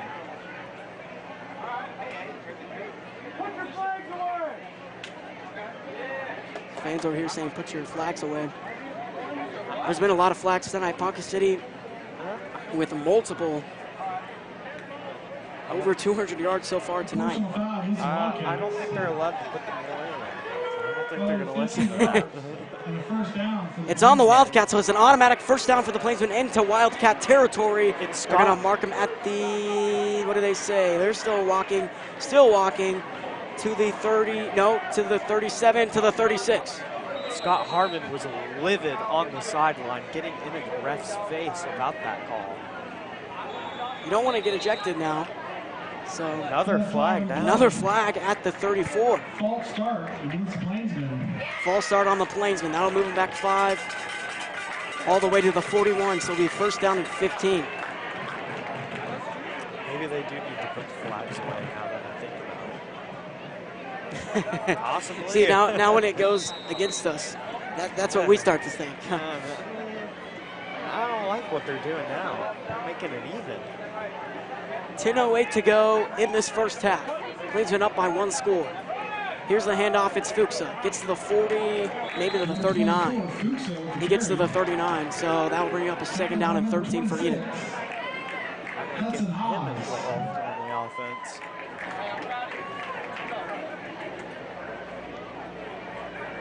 This offensive line looking a lot more complete than they did last week. Obviously, Mario Herman back in finally, starting the night. He was only a rotational guy last week. 2 wide receivers to the left, 1 to the right. Here's the handoff to Blake. Fuchsia gets to the 35, muscles his way all the way to the 31. Not a first down. But it'll be a third down and manageable for Enid. Yeah, instead of a 3rd and long, now it's a 3rd and short. Easy situation to pick up an easy first down, keep the chains moving. try to go up by 2 possessions. Little time left in the first half. Here's 3rd down and 5 at the Wildcat 31. A-Rob flips it right. It's caught by Blaine Parks. He's his muscling way all the way to, he's short of the first down marker. They're going to mark him at the 27. There's no way they're not going for this on 4th and short. It is 4th and inches. Now Wiggins and Percival in. They did this a lot last week too. On 3rd and 4th down short yard situations, they'd have a tight formation and run the football. See if maybe Aiden keeps it himself on a bootleg. Whiffy and Wiggins, the 2nd and 3rd string running backs for the Plainsmen, are in right now in this tight formation. But Fuchsa stays in, the first stringer to the right of Aiden Robinson. They give it to Fuchsa, and he gets dragged down. Turnover on downs. Plainsmen tried to go for it, and they can't get it. Ponca City will set up at the 32. Huge stop from the No, they're going to say Wildcats. 28, sorry. That was a huge stop for them on defense. They have not been doing that a whole lot. They're starting to get a little bit of momentum now on both sides of the football. Let's see if they can Let's see if this get defense, something rolling on offense. let's see if this defense can slow them down. They've been doing a good job of that to this point. See if they continue. After the turnover on downs, 8:05 left in this first half. And a bad snap. Ball's loose. Tamor trying to drag it down. Can he get it? Who picks it up? I think the Wildcats picked it up at the 1. And yes, he marks it at the 1, but they're backed up very deep. They have to get all the way to the 38-yard line for a first down. Disastrous play. Maybe a miscommunication on the snap. Just a bad snap, maybe. Yeah, and there was just no chance with that ball from there. Tamor is frustrated on the sideline. 2nd down and 37 for the Wildcats from their own 1. Didn't expect to say that, did you? Not in a million years, Hayden. Not in a million years. 2 timeouts for each team. 2 wide set for the Wildcats. Steps back. Can they get the pressure on him? They can! Is it a safety? It is! No, they mark him just short. It's a safety. No, it is a safety. I'm going back and forth, Hayden. There's the call. There's the safety. Plainsman up 16-7. Oh, he just had no chance from there. The pressure was there. Both of the Russells were there. He got absolutely clobbered in the end zone. They didn't. See, I was going one way, I was going the other way, and then Yeah, I was like, which one am I going to call, Hayden? You were trying to make the decision, and I was just sitting there like, what's going on? Yeah, I was he's just sitting like, over here oh. with his sunglasses, so he's like, what's going on over I was here? trying to look and see what you were doing, and you couldn't make a decision. Sometimes I'm indecisive. Here's your fun fact of the day, folks. But hey, Plainsman on top 16-7, a 9-point lead with 7:05 to go here in this first half. Could not start this game any better than this. Gonna get the ball, gonna get a chance to score with little time left in the second quarter too. So if you can go into halftime with a 23-7 lead or a 30-14 lead or a 30-7 lead, something along those lines, you're rolling. We're rolling. We are rolling. One thing to know is they've already scored half of the amount of points they scored last year. And one of those plays was a free play at the end of the game. It was. Hey, that brings up your average for voice crack. Sean McDonough. But that brings up your average for, points per game throughout the whole season, which is really, it could be crucial when you're naming off your statistics. And we're like, what are we going to say on this play? Oh, let's say points per game. What are we going to say here? What are we Looking down at the notes, we're scrambling. Hayden and I have no idea what I'm going to say after we mute the mic, but hey, it really does bring up your points per game, so that is a good thing for the Plainsmen. That is a good thing, yeah. So Ponca City And they're going to with have the football. And they'll most likely have good field position for this drive as well. Plainsman to receive after the safety. This drive could start past midfield. It really could if you get a good return. And when you're in this position, here's Bierschmidt and Washington switching. When you're in this position right here, you really have a chance to have a house call. Bierschmidt doesn't get onto it, and he's chasing the ball down. He can't pick it up. Lane Parks does inside the 20 at the 18. Just repeated exactly what happened to Ponca in their offense with Tate Warren. Bierschmidt almost made a huge mistake. Moore coming on the sideline, shaking and banging up. Banged up. Banged up, yeah, I guess so. He's had a kind of rough night. Haven't had many things going for him offensively. He's the leader of that offense. It pretty much revolves around him. When he's grooving, they're grooving. I think and so far, it hasn't been the best for them. Yeah, I think after that hit, he's kind of just not really been there. A chance to go up and possibly get 23 on the scoreboard. Hit hard after the catch. Tyson Kennedy taken down inside the 20. It's going to be no loss on the play. So they stay at the 18. Trying to set up that screen mechanically as they do all the time. That's one of their bread and butter plays that they love to run. It doesn't work. Bring up 2nd and 10 for the Plainsmen. 2nd down and 10 for the Plainsmen. 3 to the right, 1 to the left. Zaire Allen on his own. Flag down. 2 flags down. Where's the 3rd? No, I'm just kidding. And false start on the Plainsman. Goes back to that previous statement. Just put your flags on. Put your flags on, man. That'll back them up for 2nd down and 15. So another situation. See if they can get out of this one. 2nd and 15 for the Plainsmen. Ball on the 13. They stay in the same formation after the false start call on the Plainsman. Here they are trying to get some yardage. Kennedy threads the needle to the 20, to the 25, almost gets the first down, just short of the marker. It was a good catch and a good play. He was able to extend it and get the yards after the catch for almost the first down. So they turned a 3rd and long situation into a 3rd and short. Great way to execute right there. Yeah, great way to execute. Now you got the last way to execute here. You got to get at least 1 yard. 3rd down and 1 from their own 27. Maybe a Robinson keeper. Robinson over the middle. Oh, just a little off target, intended for Percival. If that would have been on target, could have been a house call if he breaks a couple tackles.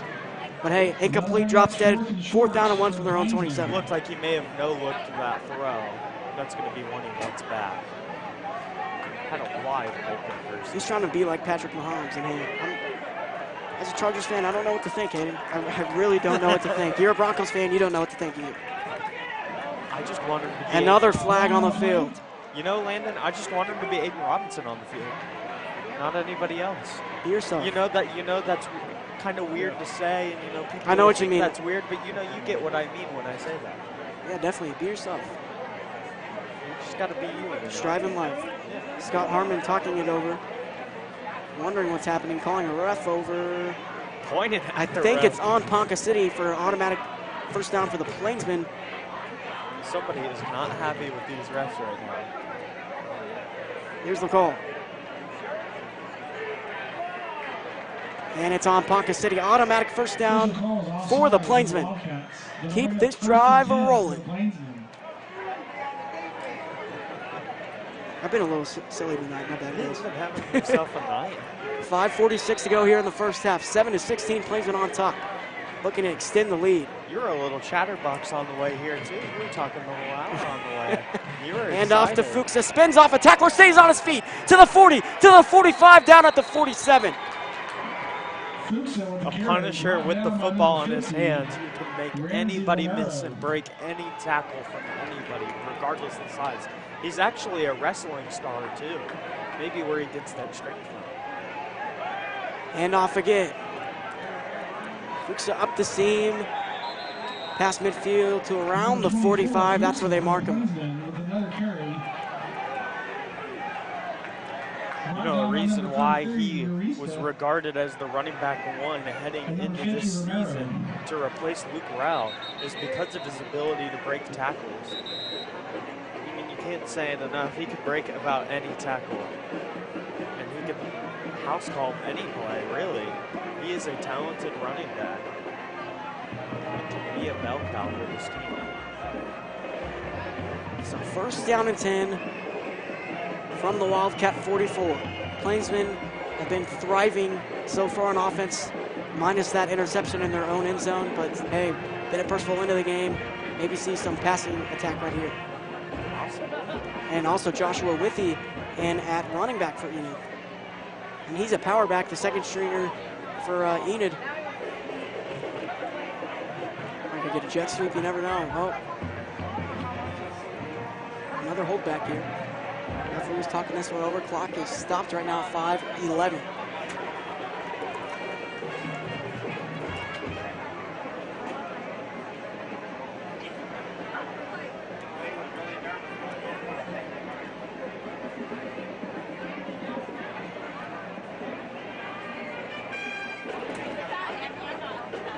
Kind of awkward when there's not so much action for this one.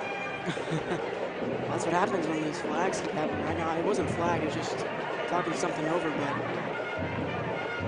Lee Becker, the sports editor for Enid News and Eagle, messaged us earlier, said there's over 200 yards of flags when we were in the first quarter. Or maybe at the end of the first quarter he said that, but that is unbelievable. 40 penalty yards on Ponca alone, 200 yards of total offense. Okay, that's what it was.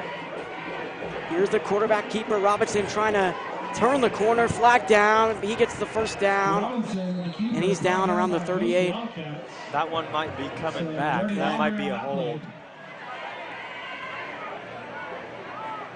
So what would be a first down is now going to be backed up.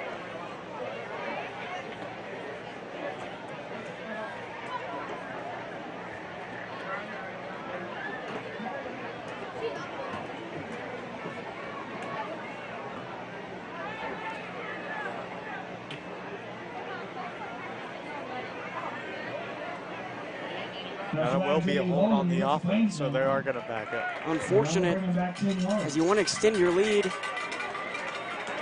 That can hold you back just a bit and maybe stop the drive. That'll bring you 2nd and 10.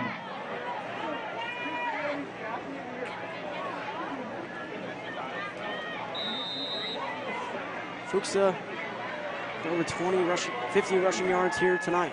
He's back into the game. Lofts it deep for Percival. He caught it at the 25. Move the chains for the Plainsmen. What a grab. Bennett Percival, the former QB, we say all the time. Guy who caught the first touchdown in Enid's season last week. Caught the first touchdown tonight, had an incredible grab on that play. Great grab from Percival, first down and 10 from the 22. Hands it off to Fuchsa, gets to the 20. Fuchsa trying to run a man over down at the 19. Number 24, Fuchsa with the carry for the Plainsmen.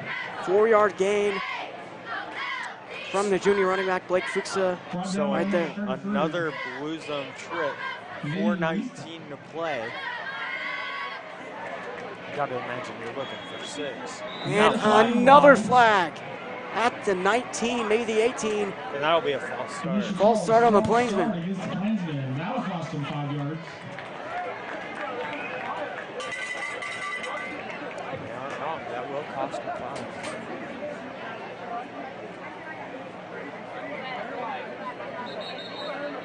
So it'll be 2nd down and 12 now for Enid with 4:11 to go. Timeout on the field taken by the Plainsmen. That is their second of the first half. They have one remaining. Ponca City with 2. And let's see who won the Casey's Pizza for the second quarter. If you have lucky number, Who has the lucky number? Somebody's winning something. Somebody's winning please make your something. way to the east entrance. Make your way to the east entrance. You might be listening to us. Hey, you never know. Superintendent W. Darrell in the house right now. Just got the fist bump. Exploded right after we made contact.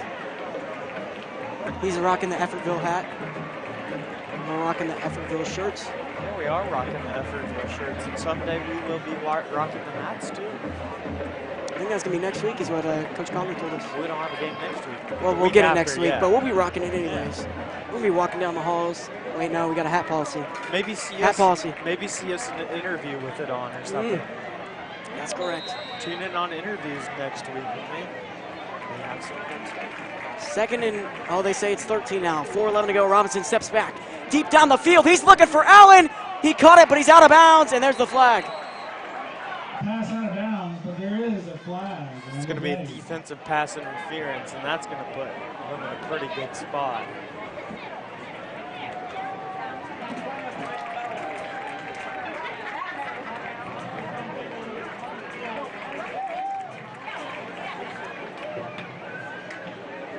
Pass interference against the Plainsmen. Pass interference on the Plainsman against Zaire Allen. Bring him back a bit. So I guess they're going to say that he pushed her off instead.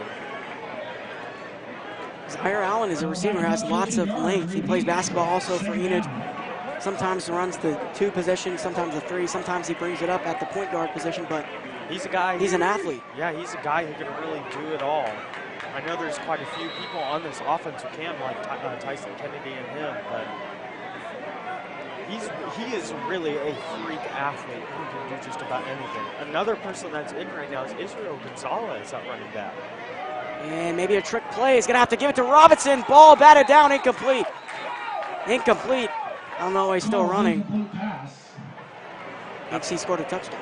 Play got blown up right at the beginning. That'll bring up 3rd and 27. Felt the pressure, tried to get it back to Robinson, did not work. Caught a break. Something interesting though from Coach Condor, that's his 5th trick play attempt of the season. He is a guy who, we're only 2 games in. Yeah, he is a guy who loves to be tricky with the football and who loves to keep the football in his offense's hands. 3rd down and maybe forever. Robinson fires for Allen. He caught it. No first down though. Still very short of the marker, not even within 10. So now you got to make a decision. There is a flag down as well, so this is important. But if it's against Ponca, and it looks like it it might be.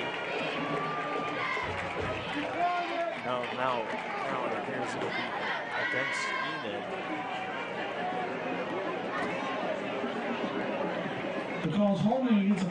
Holding on the Plainsmen. It's going to be 3rd down. A replay. No, it's going to be 4th down. So 4th down and forever. There's your forever term of the night, folks. Now they're going to punt this football away and hope that the defense can hold going into halftime. Another thing to note, Ponca City does start with the football in the second half, so you really cannot let them score on this drive. You don't want them to get back into this game in any way.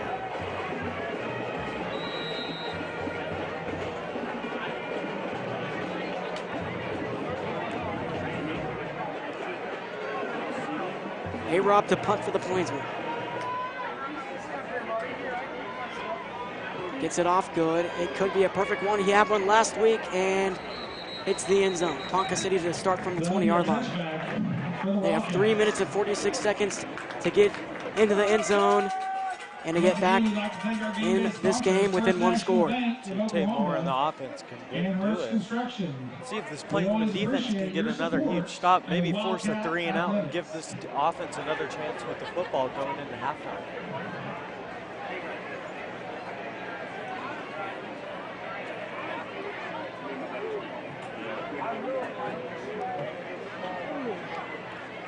A little tired today. How can you be tired, Hayden? It's rivalry night. Here's the Wildcats on 1st and 10. Hand off to Brody Waker, hits the 20, trying to turn the corner, lowers his shoulder down at the 30. Does he get the first down? They're saying it's 2nd and short. Nope, 1st down and 10 for the Wildcats. Juan Chavez with the hit on the play. Got the 1st down anyway. This ball is moving now. 3:30 to play.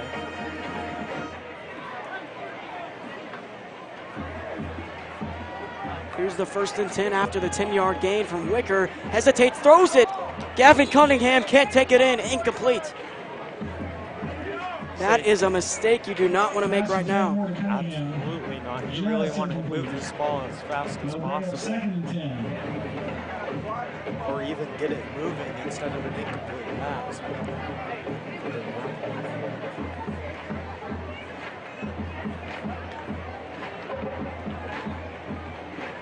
Second down and 10 from their own 30-yard line. 3:22 left in this first half. Plainsmen up by 2 scores. Wildcats with 2 timeouts, Plainsmen with 1. It's a quarterback keeper for Taymor. Gets to the 40, cuts outside to the 45 to midfield. Taymor out of bounds at the 46-yard line. Tyson Kennedy, the man to push him out. Good play by Moore. Extending the play with his legs, rolling out to his right, and getting the first down. He stayed calm despite struggling in this game. He's been making plays whenever he can.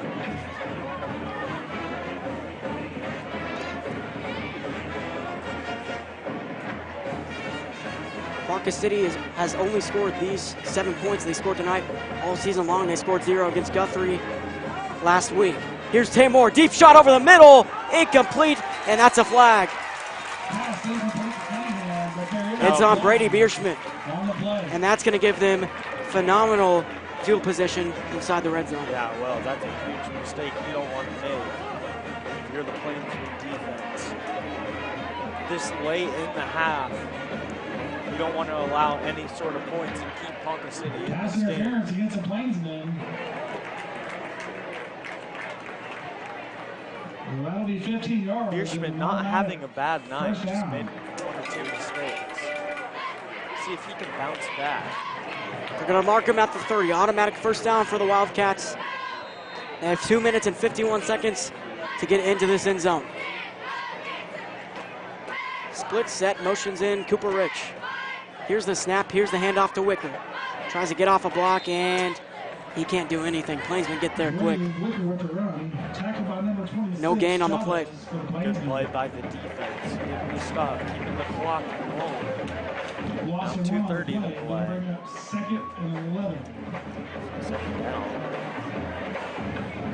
And if you're Ponca City, you really do want 6, obviously, but you could take the field goal in this situation. It's possible.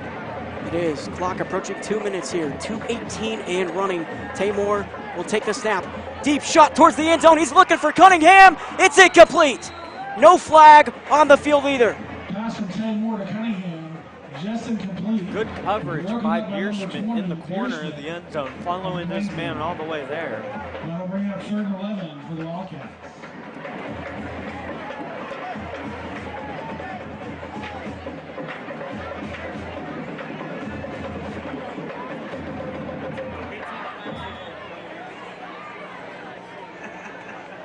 So there are 18 flags tonight, over 100 penalty yards.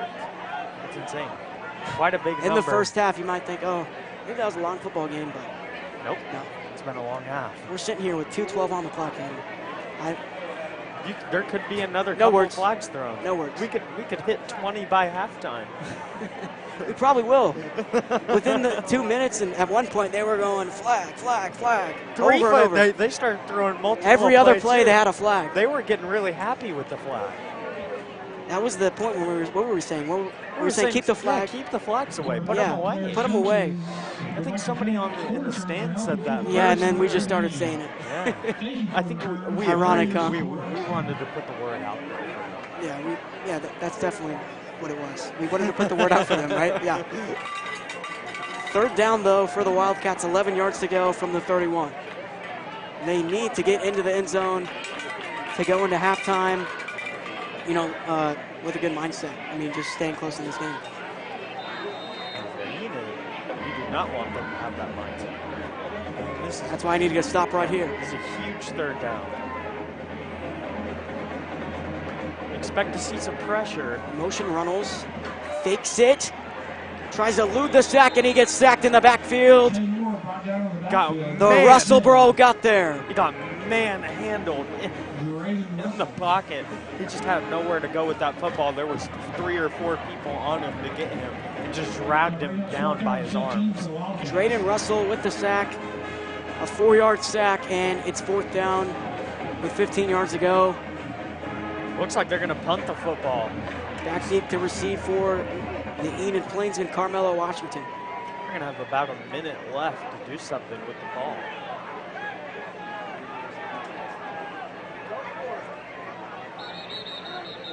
Timeout taken by Ponca. So the play clock hit 2 seconds when they called the timeout. Clock will stop at 1:24. Plainsmen on top, 16-17. Plainsmen have 0 timeouts now. Ponca City with 1. Excuse me, I thought Ponca City called the timeout. Don't forget to visit the concession stand at halftime. Pizza, popcorn, soda. Make sure to go to the concession stand at halftime for this your PA pizza, guy is popcorn, right above us. and We hear water. everything. We're hearing everything. We're here constantly. Usually we're trying to listen to the PA guy when the press box is. Who tackled him? And right now we hear everything. So Right now, I'm not complaining. PA is I right might have to in get our me a ear. slice of pizza at halftime here in Ponca City. Huh? You let me know if that pizza is good or not while I'm in my interview with Dr. Darren.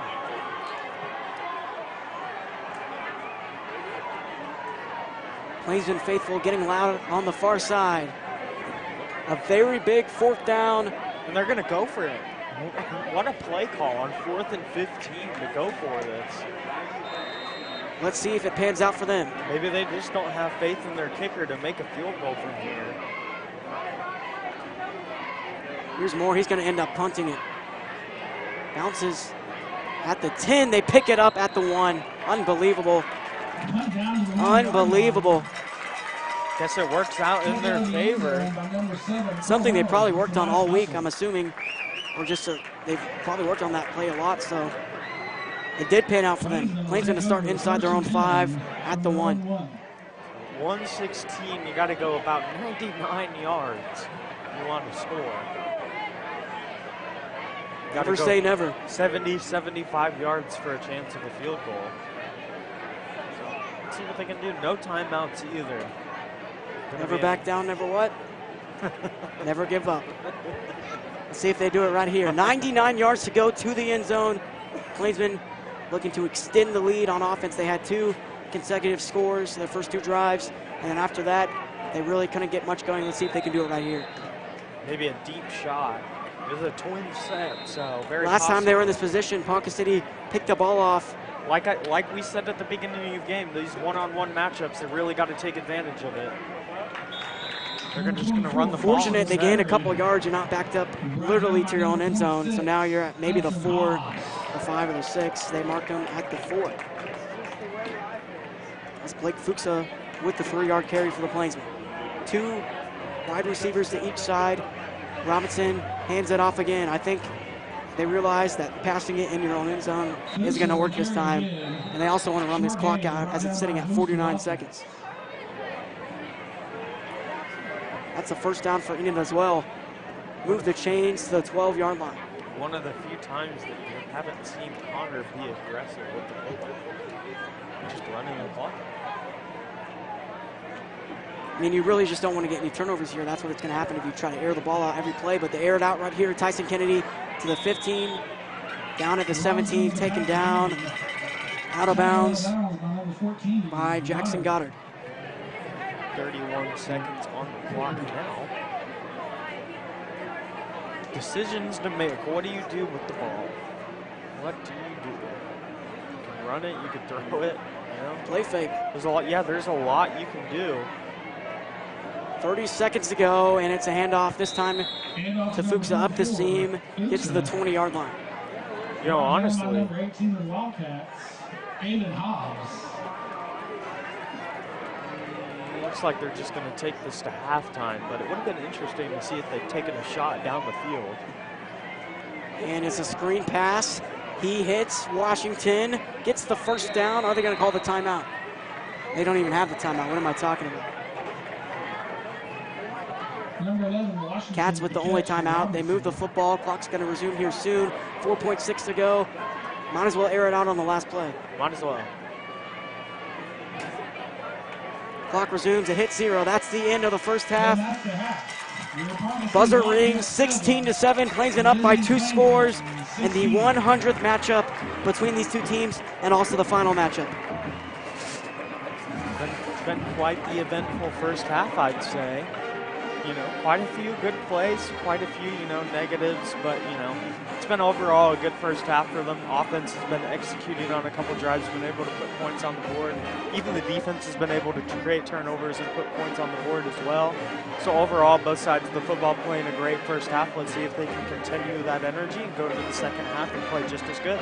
Yeah, they started out hot going into the first half. Let's see if the Plainsmen can, continue that going into the second. Continue the streak, get a stop on defense to begin the second half, and then from there, let the offense roll.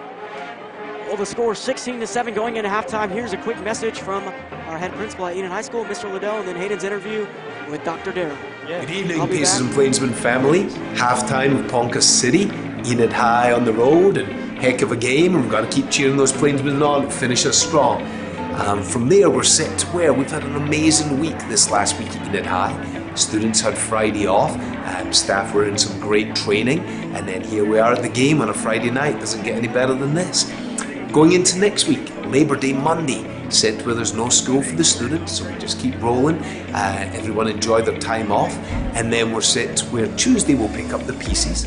Next week, our picture day. As promised, pictures will be put together by our great photography company, and now we've got our IDs returned to us, at least most of them. There's going to be 1 or 2 that we have to take another picture or do some other pieces, but we have our picture IDs that students will have them distributed to them over this next coming week.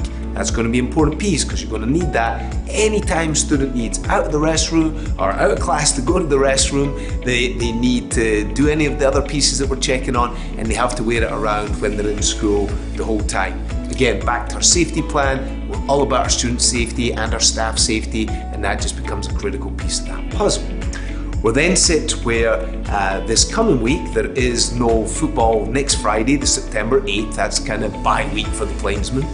But then the following week, it leads us into Spirit Week. Homecoming week, first home game, September 15th, Friday night, home to the Edmund North Huskies. It's going to be awesome. Our Stuco, Lil Max, that's Miss Mira and Miss Maxie, they've put together a great plan for all the Spirit Days. All of that stuff will be released next week so students can plan ahead, and we'll be in a great situation. This Saturday night, following the homecoming celebrations on the Friday night of the game, there'll be the Blue Court, which is a really cool piece recognising multiple seniors and multiple different organisations, and they'll be celebrated along with the crowning of the King and Queen from the actual homecoming court.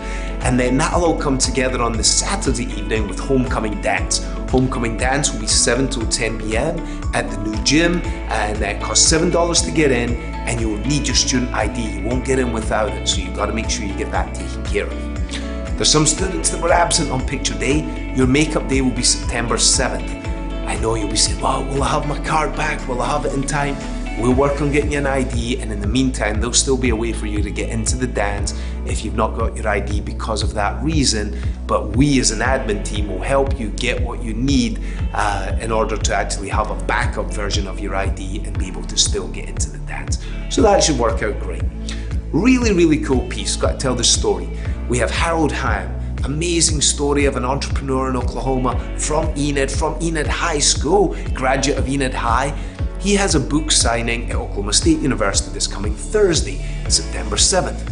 We've got 3 busfuls going over from Enid High to celebrate on the campus of Oklahoma State University as Mr. Ham does his book signing for Game Changer. Game Changer is his new book that he's releasing. It's going to be an awesome celebration, and our Pacers and Plainsmen get to go over and be part of that with Mr. Ham being an alum. Really cool piece to help celebrate, and our students will be getting transportation there, along with they're going to get some nice OSU shirt. They're going to get an Enid High shirt to wear to really sport for the occasion, and then also they'll get a tour of the campus, which is a pretty special place. So again, igniting that future focus, post-secondary opportunities, and get our kids connected to what opportunities are out there for them. So really excited for that. That's what we're all about, and keep our family engaged and keep us all working together. Keep cheering these Plainsmen on. Proud of everyone. Keep up the great work. Appreciate everyone's support. Go Big Blue. Cheers.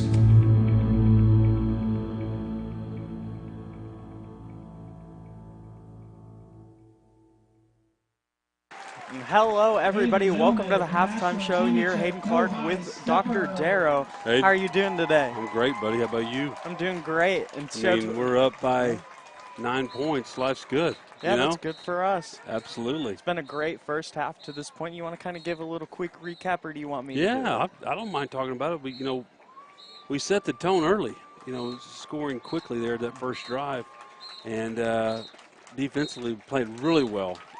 We had one bad turnover, not one down there. Aiden liked to have that throwback, I know. He's probably trying to force it in there. But, I wish we could run the ball a little bit more. That might help us a little bit more consistently. But, boy, I tell you what, we're playing much harder than we were last week. And I'll tell you what, we're playing with more consistency than we did last week. So this is good. We just need to seal this deal off tonight and come out here with a big W. We're playing a lot better in a lot of key areas, especially the wide receiver core and the defensive line. Both of those areas struggled a little bit last week. Were one of the main talks all week long, and they've looked a lot better tonight. They've looked like nothing ever happened. We're settling down. We're getting more consistency.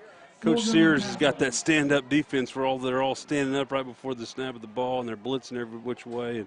And you can tell they're playing with more confidence. They're playing, like I said, more consistency. And this is always a fun rivalry. I've spent many Friday nights over here at Ponca City, and between either playing at Ponca City or at Enid, this has always been a big rival. We're not playing Ponca anymore. This will be the last time we play them for a couple years, so we need to make sure and get this one. Yeah, we need this one more than any other game. Obviously, the 100th game in this rivalry. Isn't that crazy? Too. That is 100th crazy. game. I know. It just breaks my heart. We're not going to be able to continue. It wasn't our call.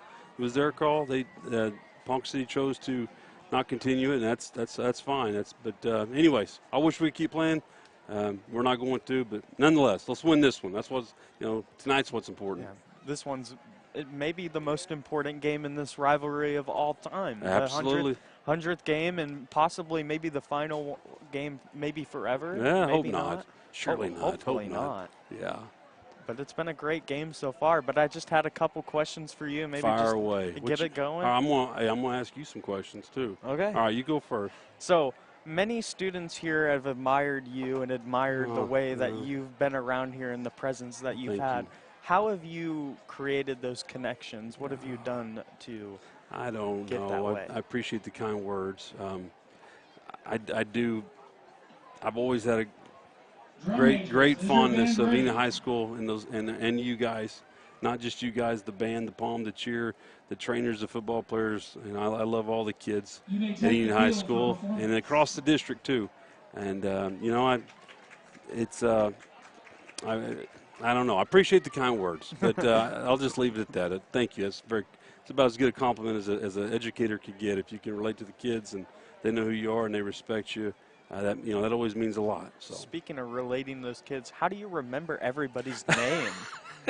Hey, I tell you what, it's hard, and I forget pretty quickly. I'm not going to lie to you. I tell those seniors whenever I was their principal, about 20, 30 days after graduation, I was literally forgetting them because you just don't see them every day. You know what I mean? You see them in the hallway and you make connections, and graduating 400 kids a year, and it's hard. But you try to connect with them. You make a connection with them.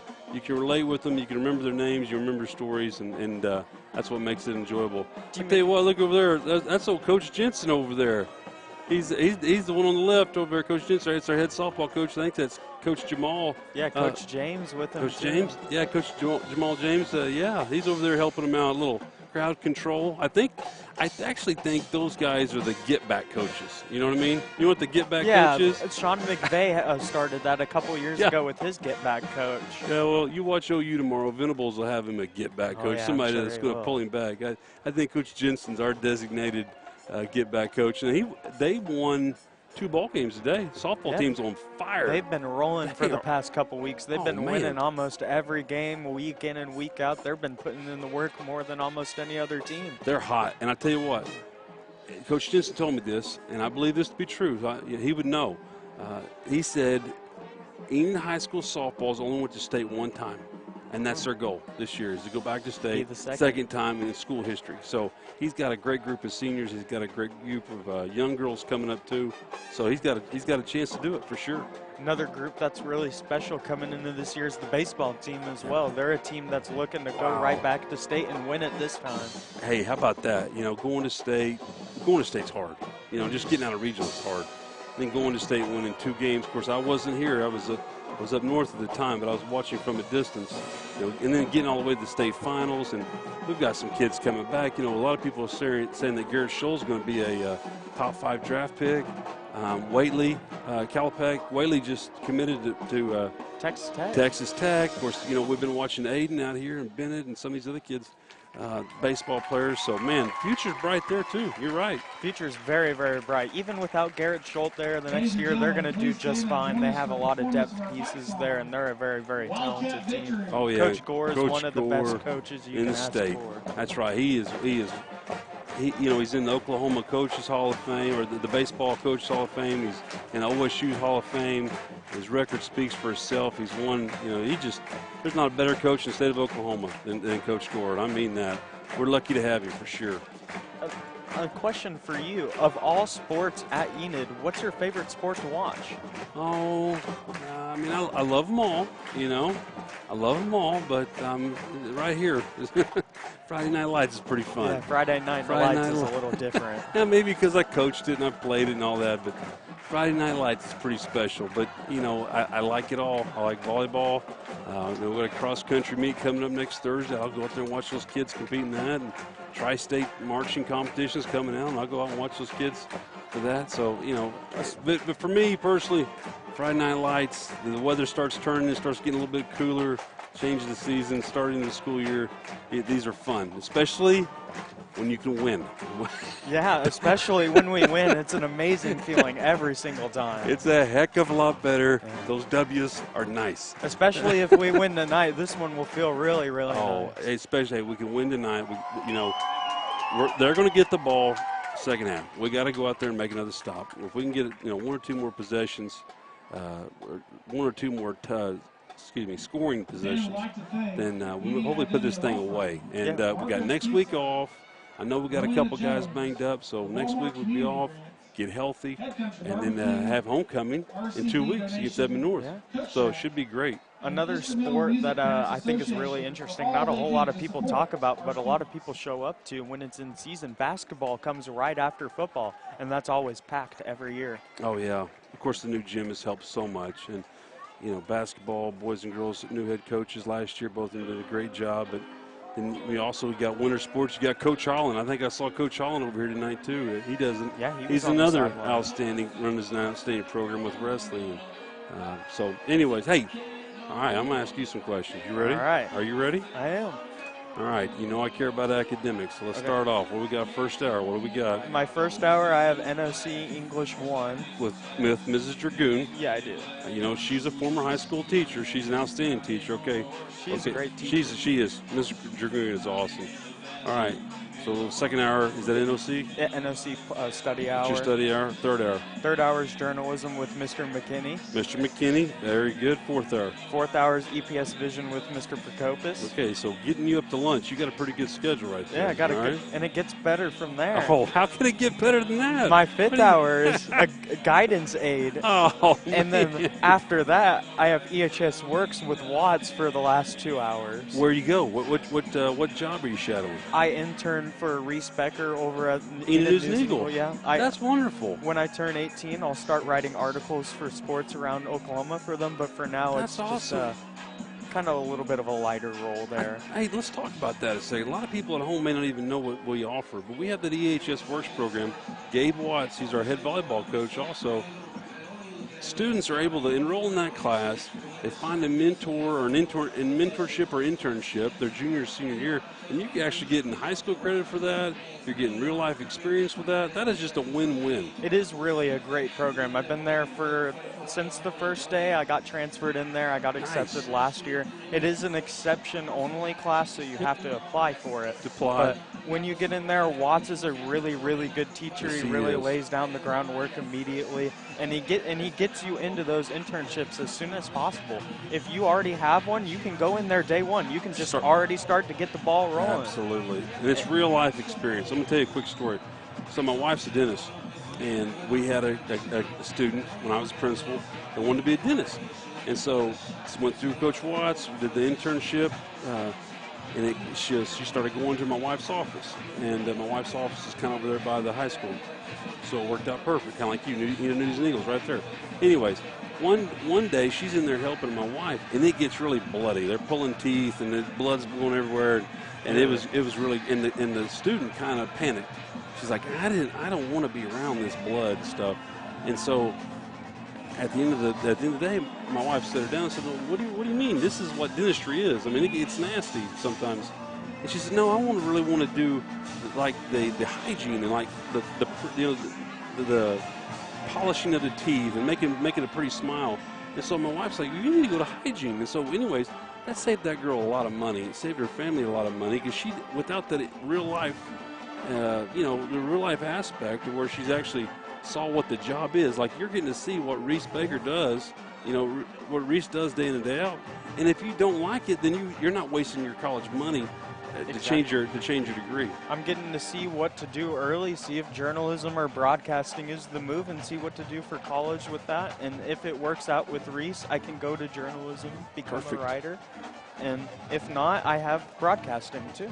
Absolutely. So you're getting a lot of experience. You can take to the next level going into college. You'll be so much further ahead than some students that graduate high school and don't have a path. You've already started that pathway, and now you've got some real life experiences to build upon. Another thing that a lot of people don't have that go into college that we get here that they don't know about in EPS Vision, we actually get to learn how to use all editing softwares with that too.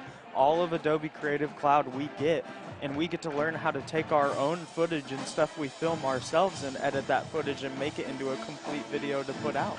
That's awesome. Hey, now let's talk a little bit. In 2 weeks from tonight, we got a home game, Edmond North, and we have our new video board. And it's supposed to be up and running. You guys are going to be streaming some stuff through that, right? Oh, yeah. Okay. And we're good to go, right? Yeah, we're good to go with that. We're going to bring in the juice with all those videos. Me and Landon got a couple really good ideas in store.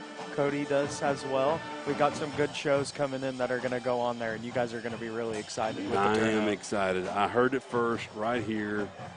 And me and Landon might have a little trick up our sleeves with the clothes that we wear that day, too. Oh, really? You won't know until we get there. Oh, really? I'm just going to have to keep it as a surprise for you. Okay. Let's just make sure it is school appropriate. Oh, of course. School appropriate. Of course. How, what you got planned this weekend? You do anything that you guys really we had a professional development day at school. So you guys didn't have school today. We had PD. You guys don't have school for Monday. It's Labor Day. So it's kind of a 4-day weekend for you guys. It sounds a little lame, but I think the beginning of the weekend I'm going to spend a lot of time on homework. I didn't really do a whole lot yesterday or today. I was busy with a scrimmage yesterday, and then today we went here, so I just didn't work on anything. But I think I might get a little caught up with that. Good idea. I've got an interview with Mrs. Dragoon that I've got to do for a teacher and write that down. Excellent. A little bit of an essay for her, and then an interview with McKinney. And we got to start planning out a couple interviews and videos for next week too. Sweet. Got it. Yeah, do not get behind, especially in that Comp 1. Do not get behind that one for sure. Yeah, that's early on. There's been quite a bit of work in there. Not hard work, a little bit of easier stuff to do, but yeah, I can definitely tell if you don't do that stuff first or second week, you'd be really behind and you'd be in a bad spot for the year. Absolutely, no question. All right, so we got a pathway for academics, and next year, what are we wanting to do? Going to graduate high school. What are we going to do? Hopefully, go to college. Where are you thinking? Kind of thinking maybe outside of Enid or closer to maybe the Tulsa area or Oklahoma City area, somewhere where I can kind of be on my own but kind of not at the same time, have people close by to where I get to learn by myself, kind of gain life experience on my own, learn what life outside of high school, what the adult life is like. I tell you what, buddy, sometimes it's not a lot of fun. Yeah. Being an adult is a great responsibility at A good times. question for you regarding that. Speaking of college, would you recommend if you were looking at any student, would you tell every single student to go to college, yes or no? No. College is not for everybody. No. Military is a great option. Career tech, archery is a great option. So no, college is not for everybody. And to try to make kids want that is not realistic. But you guys are so blessed. Like I said, you're getting real life experience here. You've got a great career tech and archery right there. You've got 2 great higher education partners with NOC and Northwestern here in Enid. You don't have to go far. So you guys graduating high school have got much more opportunities than people realize at times. So no, you take your time. Don't hurry to be an adult. Trust me, it's like I said, it's a lot of responsibility, buddy. I'm telling you, Hayden. Sounds like it. So the Plainsmen warming up, getting ready to get on the field for the second half. All right. You got any expectations for the second half? Anything you might want to see? I'd already told you. We need to keep playing hard on defense. We need to be more consistent with the football. Let's get out of here with a W. I mean, I'm telling you, winning's so much more fun. So let's get out of here and let's get a W and let's celebrate next week with a week off, get healthy, and then going into homecoming in 2 weeks. Let's do it. I'll see you in homecoming. All right, we'll see you. Hey, you guys do a great job. Thank you. We appreciate you. Yeah, seriously, you guys come in here, your day off. You don't have school. You guys are giving up your free time. You travel over here. I appreciate you guys. We appreciate a lot of people are back home watching this right now. So you guys keep up the good work, all right? All right, thank you. We appreciate you, and we'll see you some other time. All right, we'll see you next week.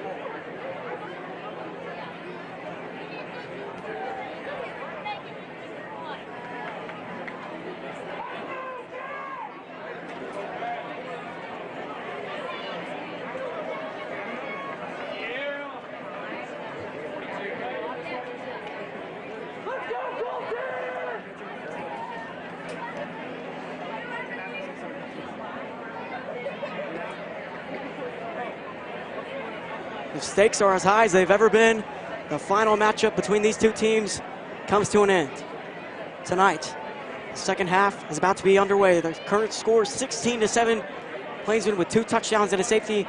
Ponca City with 1 in the first half. Hayden, what are your thoughts coming into the second? As me and Darrow talked about just a second ago, and I accidentally got him to repeat himself on the same thing, but we just got to come out in the second half and play good on both sides of the football, like we have been in the first half. This defense getting the pressure on the line, this secondary doing their job, locking up some of these receivers, causing the quarterback to make a couple mistakes. And this offense has been getting rolling. They were hot at the beginning of the first half, and they kind of kept the ball moving a little bit, wasted time off the clock. You'd like to see a couple more scores on the board from them for how they've played in this first half. But overall, you couldn't really ask for a whole lot more. Kevin Vega to send it away for Enid, back deep to receive.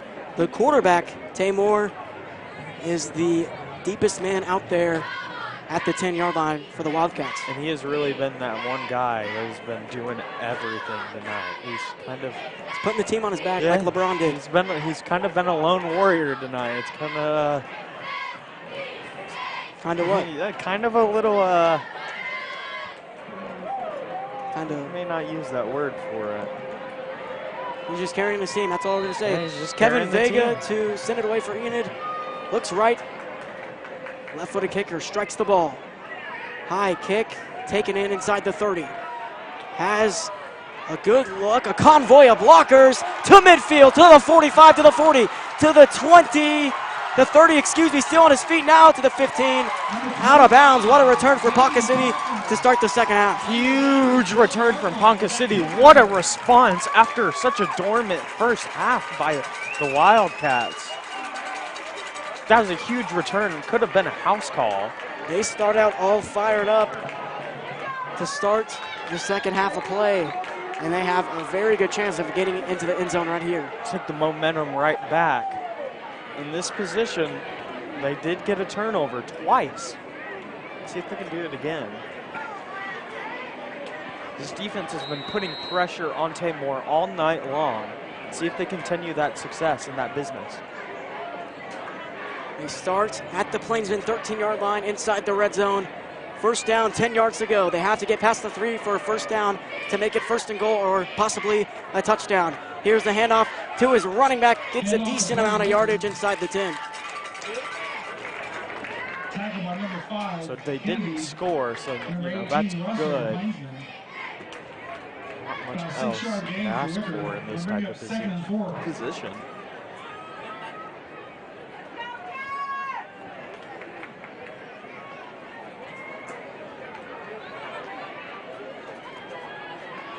Second down and 4 from the 7-yard line. 11-14 to go here in the third quarter.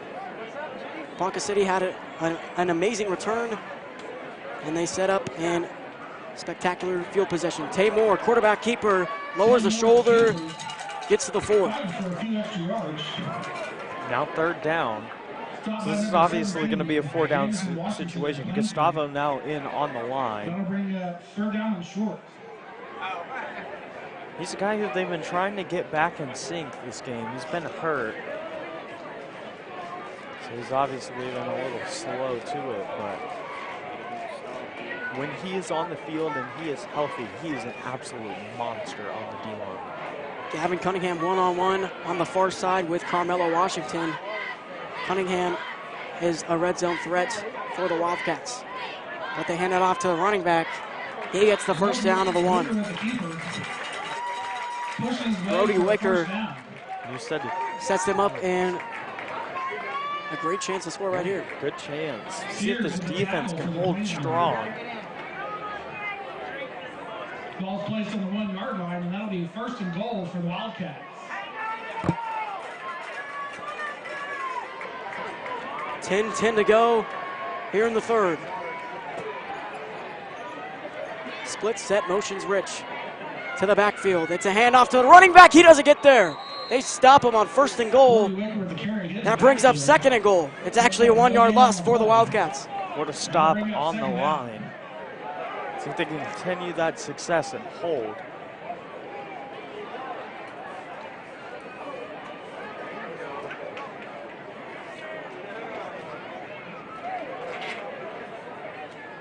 Brody Wicker with the only touchdown tonight and of the season for the Wildcats.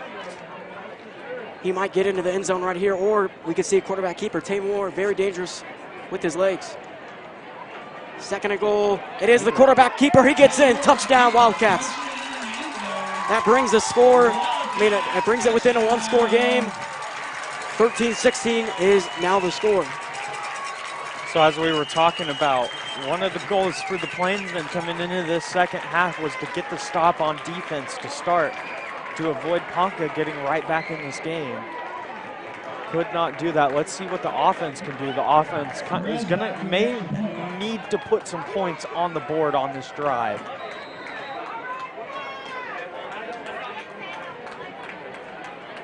Here's Perez with the extra point.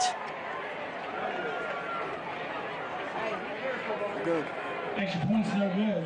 So a 3-point game. 9:22 in the third. So still very, very early into the half, but Visiting Plainsmen, 16. kind of a 3-point game now, yeah. so field goal for them will tie it up. A little bit of a interesting position for the Plainsmen. Regarding offense, you may have wanted, if you were thinking they were going to get the stop, you may have just wanted to establish the run early on in this half and just run the clock out as much as possible. But now that they scored, when you think about it, they're gonna have to keep the offense rolling just like before, just as fast as ever. try That's to the thing about Coach Connor's offense. It's always up tempo. I mean, obviously at the end of the first half, they just wanted to run the clock out like they did. So I think they're going to pick it right back up where they left off. Yeah, they're going to right before they had to run the clock out. They're going to really have to up the tempo more than ever to stay ahead in this game now that Ponca's rolling back in. Or rolling. Excuse me.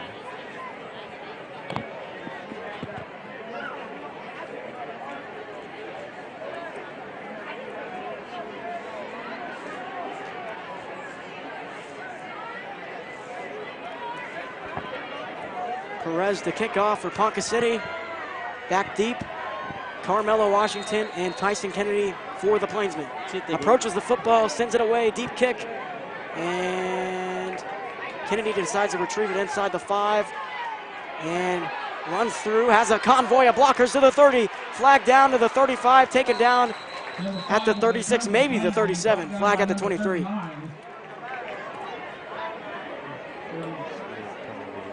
Flag on the play. This means a lot for field position, obviously, but field position is quite important. You can get forward a little bit, be close to midfield, or closer than you already are, be in a good position to have to short, nice drive.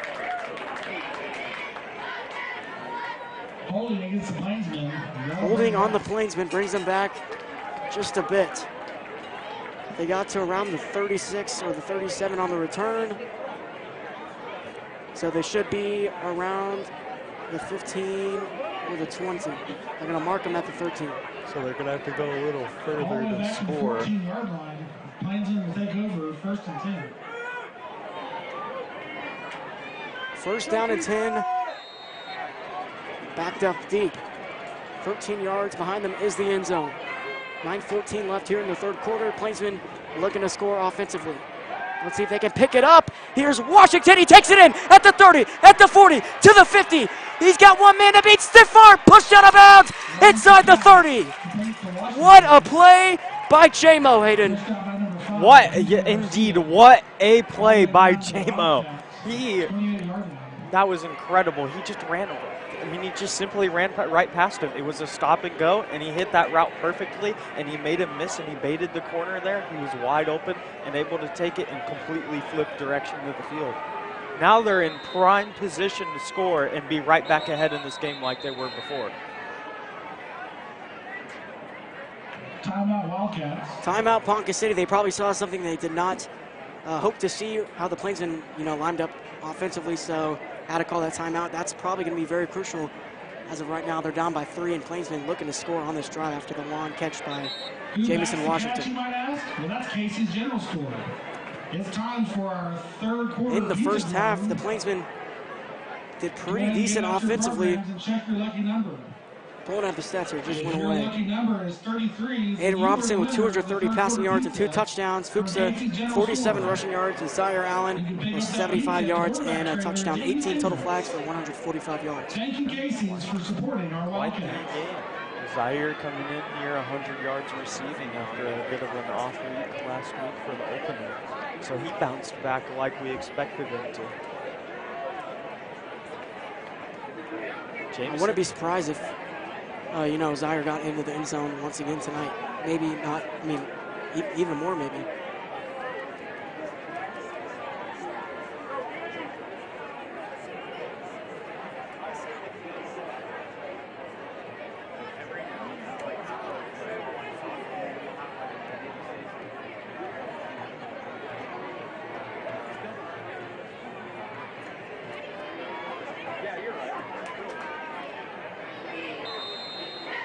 First down and 10 at the Wildcat 28-yard line. Trips left. Benton on his own on the right side. Straight up the gut. That's Blake Fuchsa. He gets 3 yards. Mason Benton's a guy we don't talk about nearly enough at the wide receiver position. He's got great hands for a guy with who has not played a whole lot of receiver the last couple of years.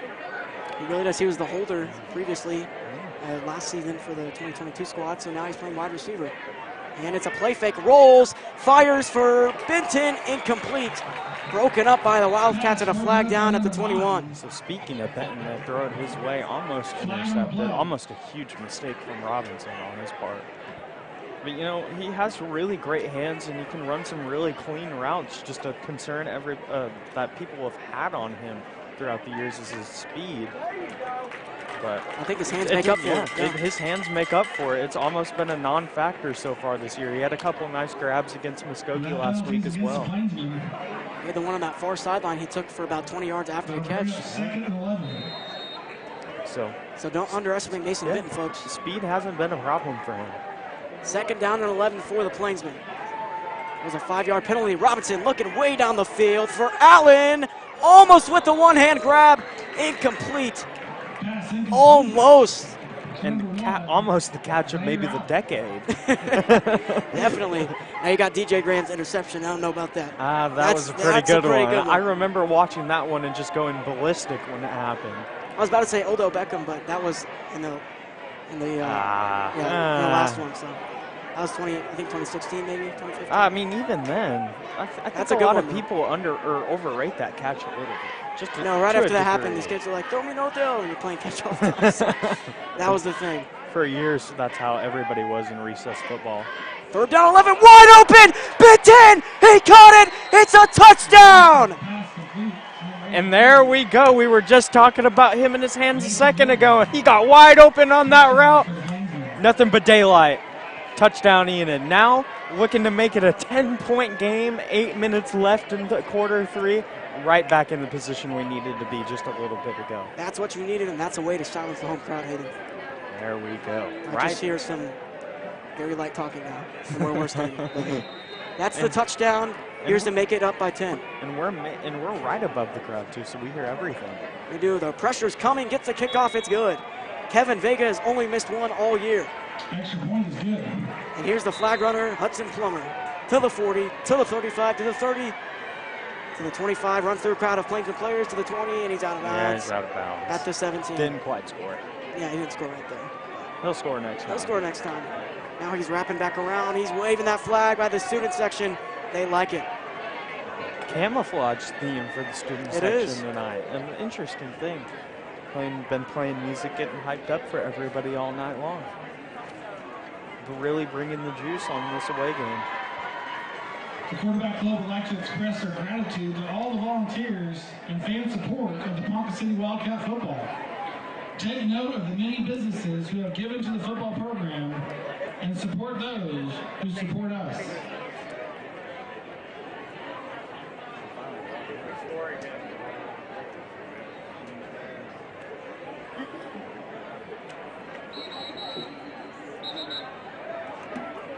.8:17 to go here in the third. Plainsman up by 10, and now they're to kick the ball off. It's going to be Kevin Vega after the extra point made. Back deep, Taymor once again for the Wildcats. You know, normally in these situations, you would ask me what you want to see from the defense, and I answered. You didn't ask. I just wanted to answer it anyway. But what this defense needs to do is simply just get a stop, get pressure on Taymor, get him down, and get the ball right back in the hands, score, and put this game away. Sounds simple. Let's see if it will happen. Yeah, sounds Lob simple. kick. Is it going out of bounds? No. He takes it in at the 16, maybe the 15. And he gets hit hard by the Plainsman inside the 30. Xavier Parker with the return. His head might be hurting a little bit after that one, Hayden. Maybe. He lowered his head and then he got hit very hard.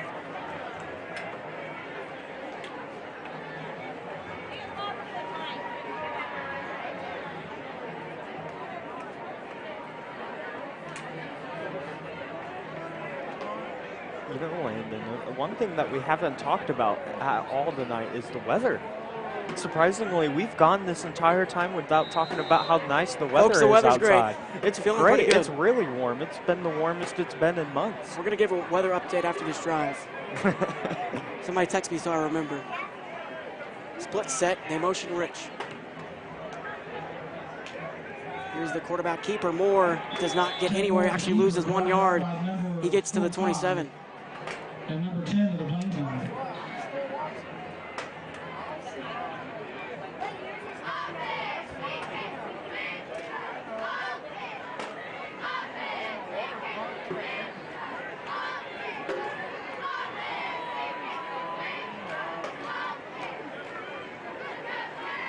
7:43 and running. Ponca City down by 2 scores. Tamor in need of a touchdown. You know, something interesting about this Ponca offense, as of an hour ago, they only had 3 positive red zone plays all night. That's interesting. Over the middle, it's intercepted. Tyson Kennedy at the 30 to the 25. Cuts upfield down at the 20. His first interception after the record-breaking season his freshman year. And man, it comes at a great time. The 9th of his career. Yeah, it's his 9th of his career, first of the season, and that could be the interception that helps this offense put this game away. You know, we talk about how the drive's over, and that comes with the weather update. 82 degrees in Ponca City. Very nice here, almost 80 It's degrees. beautiful. It's beautiful, yeah. Even in the dark, it's beautiful. Light breeze, so it's not too hot. I mean, if the breeze wasn't here, then it might be, you know, too hot, but you know, the breeze adds to it. Yeah, it's almost perfect. You couldn't ask for much more.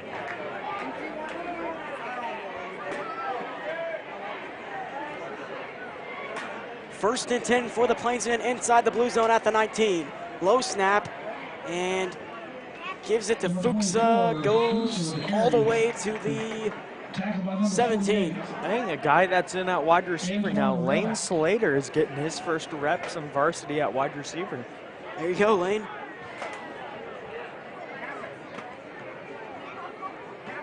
Seven minutes to go now. Second down for the Plainsmen. 8 yards to go. Ball's on the ground. Robinson picks it up and just lowers the shoulder. Takes it for a couple. Gets to the 15. So now big third down, about a third and medium. You could go for it if you don't get it. You're up 10. Or you could take the field goal and go up 13 if you don't get this.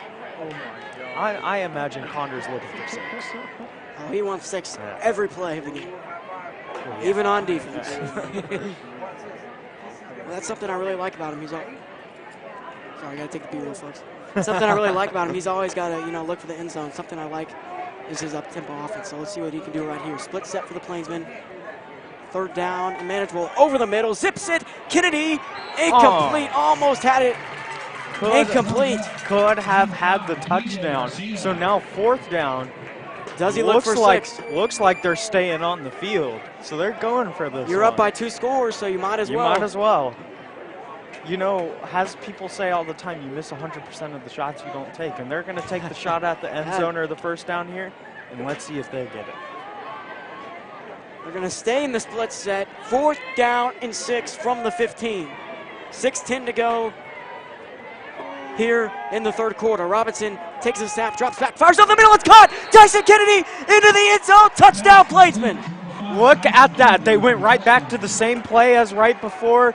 Kennedy may have dropped it the first time, but the second time, he made sure he reeled that one in for the touchdown. Robinson knew exactly where he was throwing that ball the whole time. He was looking his way the whole time. 3-score game. Plainsman looked to put it to 30 right here. Kevin Vega to send, once again, another extra point up. And I said he was perfect on the night earlier. That one got blocked, so he's missed one so far tonight. Current score 29-13. So missed one last week, missed one this week. So 29-13 now, 6:10 left in the third. May have taken all the confidence away from the Wildcats on that drive. Don't be hangry. Head to the concession stand where all proceeds support the Wildcat Marching Band.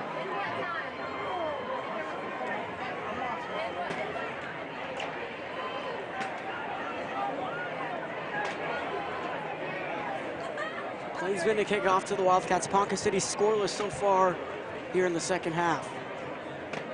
They need to get something going offensively. Whatever they need to do, they need to start it now. Yeah, they got to get something time. going. The time was 2 halves ago, or 2 quarters ago. So that, I mean, little time left. You really do have to get something going on offense. Tamor cannot do everything himself. These playmakers really got to start making plays and winning on their routes on the outside and winning in the trenches. They just haven't been all game long. Gavin Cunningham back deep to receive for the Wildcats, so I think they're going to give Tamor as much rest as he can, because they definitely, if they want to start this comeback, they definitely need to give him as much rest as they can. I mean, you don't want his back to get hurt from carrying the team right now. Kick goes out of bounds. Indeed, yes. That is unbelievable. They tackled number 28 for the Plainsmen, Lucas Carmona. After the play was over, they brought him down. Carmona pushes him, and there's a flag. I don't know how the refs didn't catch that one. You know that it's going to happen with rivalries. We saw that in the first half just a tiny bit, just not on this scale.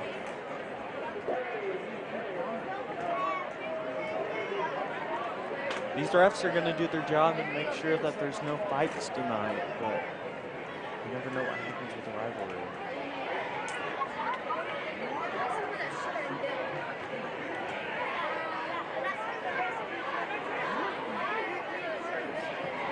.6:10 to go, Ponca City to start their third drive of the second half.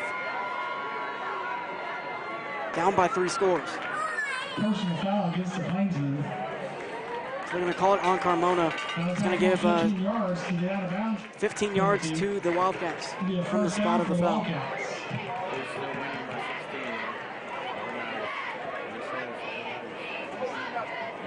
Puts the ball at midfield. So pretty good field position. So far, the Wildcats haven't executed the best tonight. Let's see if they can do it right here. See if this Plainsman defense can continue to be great. Really. Continue to execute, continue to make their plays and do their assignments. Taymor on first down, gives it to Brody Wicker, and he gets taken down immediately. Joshua Withy gets in the backfield. That's a 3-yard loss for the Wildcats. What a play by Withy. This guy has just been absolutely everywhere for the Plainsmen on defense. He is a powerful linebacker who can hit anybody really, really hard and go through any gap and create pressure. He has been one of the stars on this defense so far this year, and I think he'll continue to be all year long. After the 3-yard loss, it's 2nd down and 13 from their own 47. They started this drive at midfield. Taymor, deep shot, it's caught. Cooper Rich inside the 30. Taken down by Juan Chavez. Ponca City offense making a big play, finally getting something going. 1st and 10 from the 26-yard line. 5:25 remaining in the third. At the 26, just 6 yards short of the red zone. Split set, motions Rich. He just had the long catch for the first down. Handoff, Brody Wicker gets inside the 25 to the 22-yard. Russell there to get the tackle. Make sure he can't get anywhere. Doing a great job of that.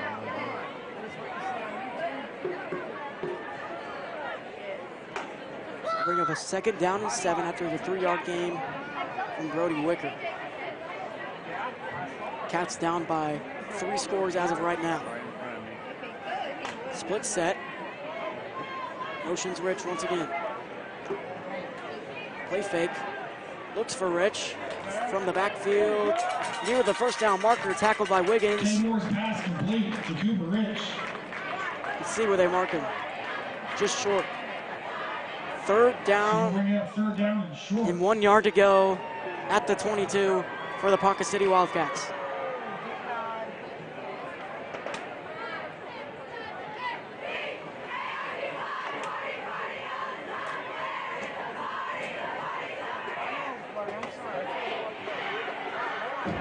Enid student section making some noise on the far side after the high steppers just started to chant. Now the Enid student section getting into it. Here's the handoff. I believe he gets the first down. He does. Ponca City stays in the red zone, and they get even deeper to the 14-yard line. Edging closer and closer. Play. Defense has taken some of the starters out, put some of the younger guys in, or the other younger guys that don't play, have not been in. Some new faces. They stay in the split set. Moore rolling left.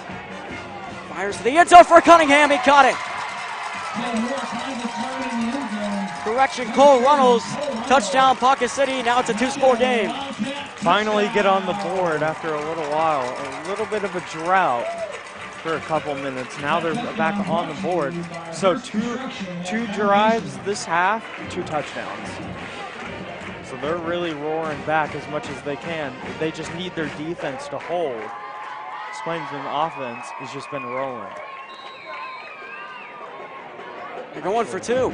Actually, they want to make it an 8-point game, so if they score once again, they have to convert the 2-point conversion. Of course, if they convert it right here. 3 yards to go to the end zone. Here's their attempt. Rolls, fires, he got it. 2-point conversion is good for the Wildcats, and now it's a 1-score game.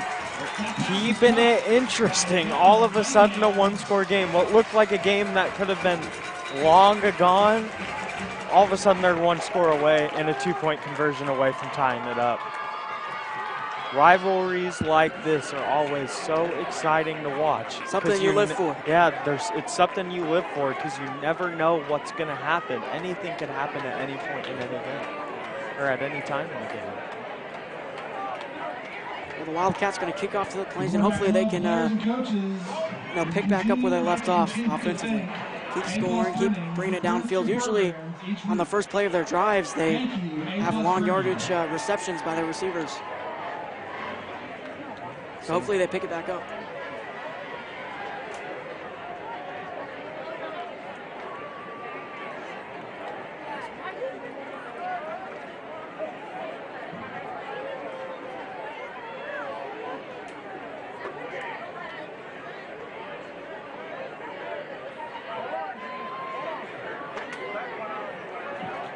Perez set up to kick for the Wildcats. Perez to kick it off for Ponca City. Maybe an onside kick. I wouldn't be surprised if they tried that right here. But if it doesn't work. Nah, they didn't even do it. So very deep kick from Perez. Touchback. Plains going to start at the 20-yard line. All right. Let's see what the offense can do. Crucial drive, Hayden. A very crucial drive, I'd say. This is one. You've got to put points on the board, you know? And you're not, obviously you're never looking for 3, but 3 would work in this situation. It would put you up by 11. Every time you come So then you would have to get the touchdown, 2-point, and a field goal to tie it up. I mean, you want 6 to put it away. Make it a lot harder. Trickery to start. 6th trick play attempt of the season, but it is a handoff to Fuchsa. Dragged down inside the 25 to maybe the 23. Got a couple. Not the start to the drive that they wanted. The second time they ran that play tonight. Condor loves that play. He sure does. 2nd down, 6 yards to go from the 24. 3 to the left. Takes the snap, flag down immediately. False start on Enid, so they're going to back up even farther. So now the pressure is on.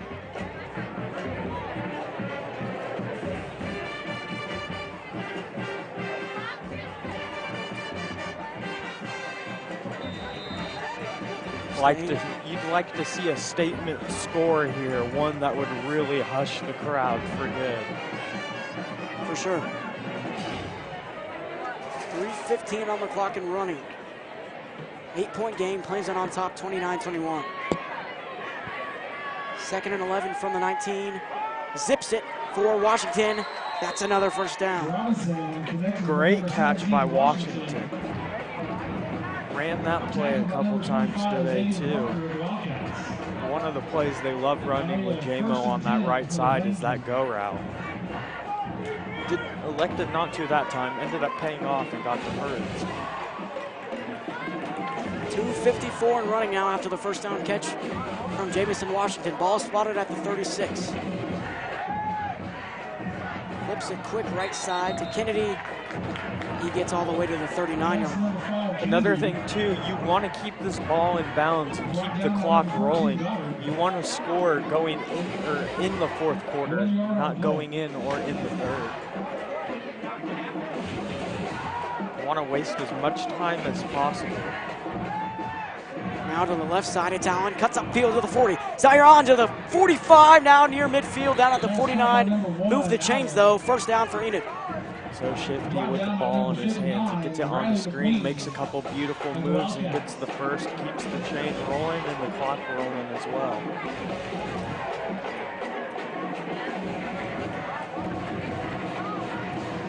.2:30 to go here in the third quarter. A-Rob steps back, looks for Washington, almost the one-hand grab. Inside Wildcat territory, but it falls incomplete. Would have been another catch of the year, maybe decade contender as well.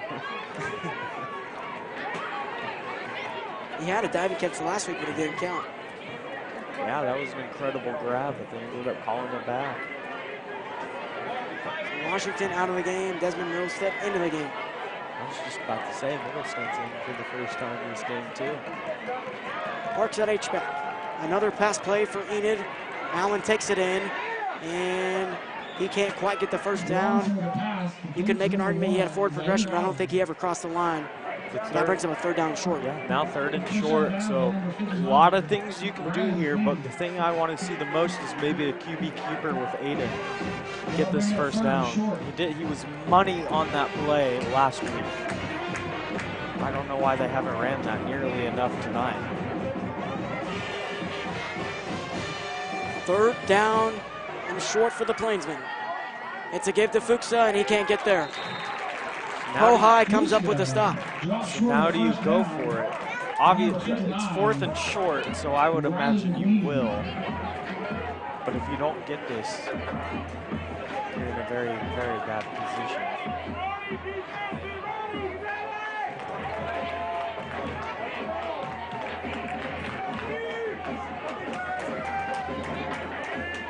Fourth down and 2, Plainsmen have decided they want to go for it. A-Rob takes a snap. Looks for Middlestead, it's too high, incomplete. Turnover on downs. Ponca City has the football, and now they have a chance to tie this ball game up. But there's a flag on the far side of the field, around the 41-yard line at the 41. This is interesting. It won't keep them the ball, but they could back up Ponca City. Never mind, it's on Enid. Ineligible receiver downfield, that penalty is declined. The Wildcats will take over on down. So it won't even matter. It was a legal receiver downfield. So now the pressure is on the defense to get a stop, a hold.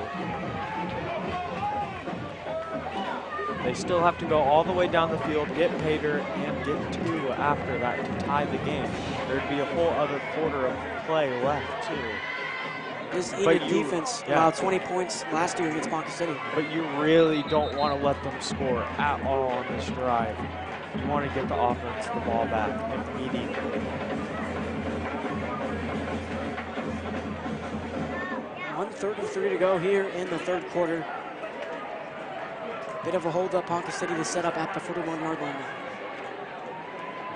2 timeouts for the Cats, 3 for the Plainsmen. And they're actually going to spot this one 2 yards forward for Ponca City. So they're going to spot him at the 43 now.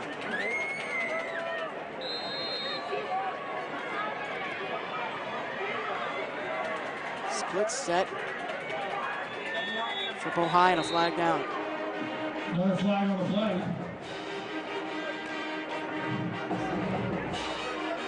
It's going to be a dead ball. False start against Wildcat. So false start on Ponca City, backing them up.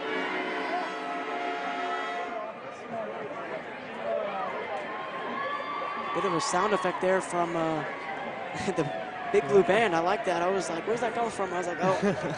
Looked over to the far side. Big Blue Band making very funky noise. The student section happy about the call as well.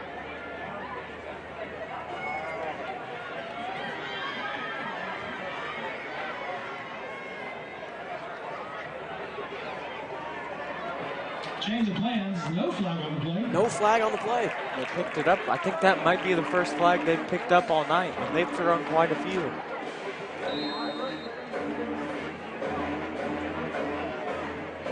First and 10 from the 43. First snap of this drive. Taymor wants it all downfield. He caught it inside the 15. The man who came down with it was Gavin Cunningham. Ball across the field is incomplete pass. Incomplete. It looks like at the very last second, Panade went up and put that hand in the way of the ball and made it hit the ground on his way down. That's excellent ball control on Jesse Panade. Some people may make the argument he's too small to play corner. Panade's sitting did at not 5'5". do He is an excellent corner, in my opinion. He is He an will knock the athlete. ball away. He will hit you hard. Yes, he may not have the height. He has the speed, and he has the mindset to get there and knock your teeth out. Yeah, he made a huge play in summer spring ball. I remember when he had that huge hit on Carmelo Washington on one of his catches. This guy really brings it. He is one of the most hard-working people in that building and puts all of his energy onto the field. Pass was incomplete. Clock at 1:24. Now it resumes. Here's the handoff to Brody Wicker. Gets to the 45 all the way near midfield. The mark him at the 49-yard mark. That's a generous mark. If they mark him at the 50, though, that's unbelievable. Nope, 49. I was just about to say. So now it's third down. Big time third down. Obviously, they're going to go for it here at this point. But just under a minute now, 56 seconds to go. you're very close to getting a much-needed stop you need. Trying to stay on his feet, and he does. He decides to take it himself, gets the first down, and he gets out of bounds. Lucas Sears, the man who chased him, he gets past the 45 to the 44. Not be good enough for another Wildcat. First down. He went through his reads on that play, saw nobody open. He thought that it was going to end up being a sack, or he was going to have to throw that ball out of bounds. But he extended the play with his legs and was able to get the first. This is the reason why Taymor's the leader of this offense. He can make plays like that. We saw him make the play earlier like Houdini. He literally had like 4 men on him. He somehow gets away, fires it deep, and it was caught. There is a reason why people say he is the most talented player on this team. Wicker gets the handoff, and he gets 9. Plainsmen say they have it. And Do they call it a Shot fumble? up the middle, but number 12. they say it's still Pohai football. Clock ticking, under 30 seconds left in the quarter. Getting ready to go to the fourth. Final one of action.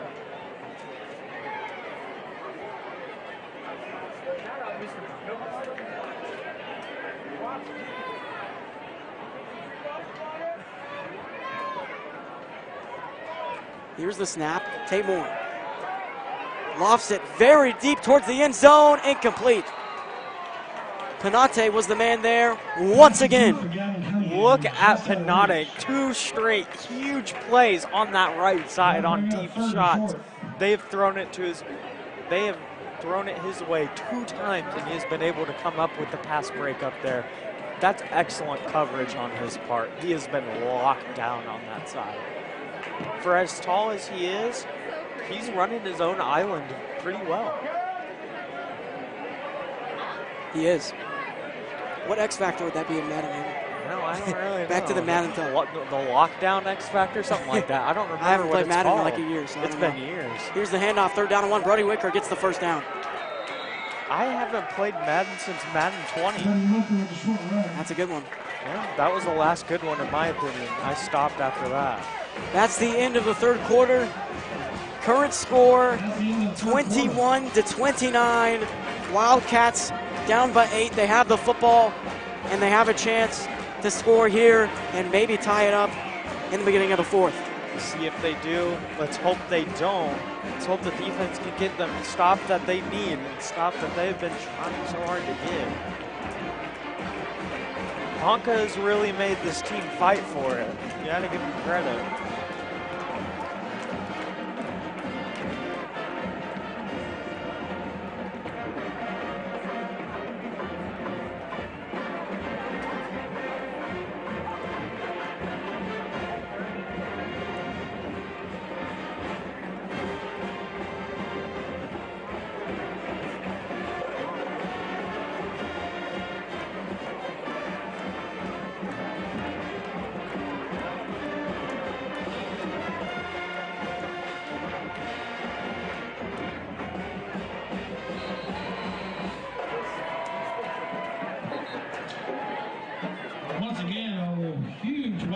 A shout out to First National Bank and Hearst Construction and Fabrication for supporting the Ponca City football program.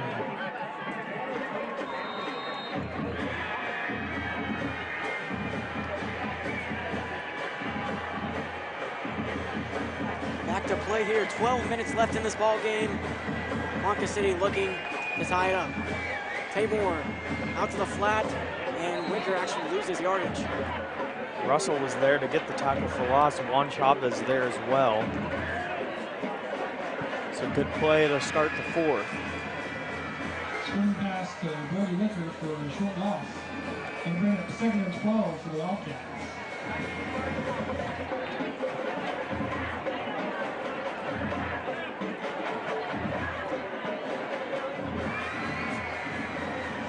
Doing a boola boola boola out there on the far side with the palm and cheer, so something you like to hear.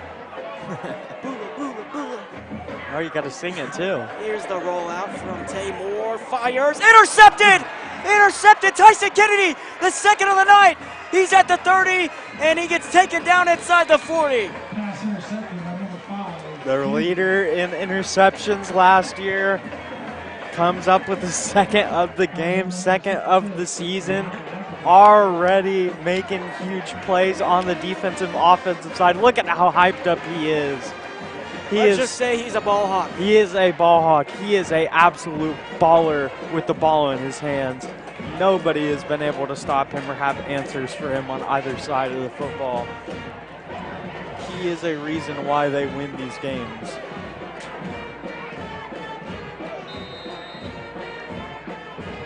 And now it's up to team offense. Ball's in their hands. Got to score. You have to score right here. Got to score.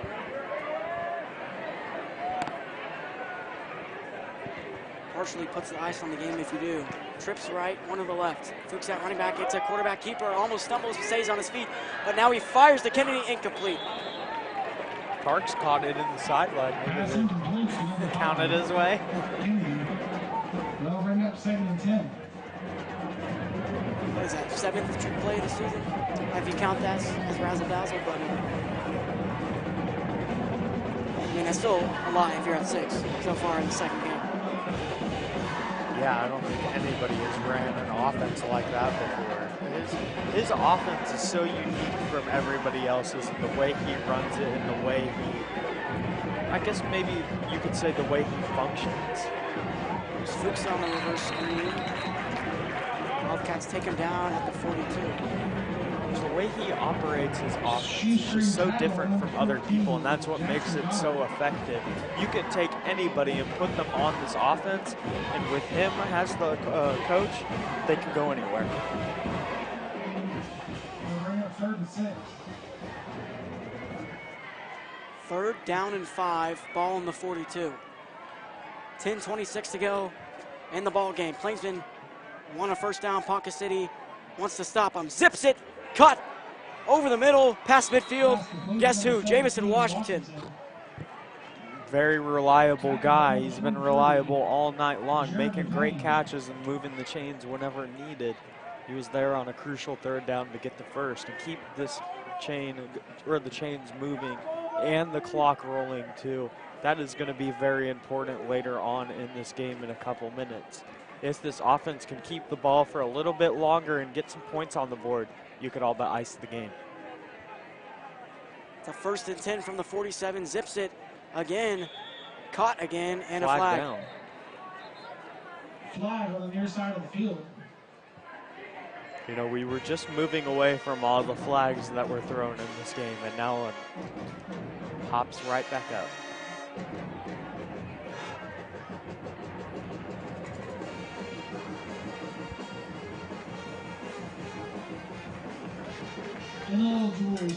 Ponca City band playing the classic high school football theme song right now. The one you hear all over social media.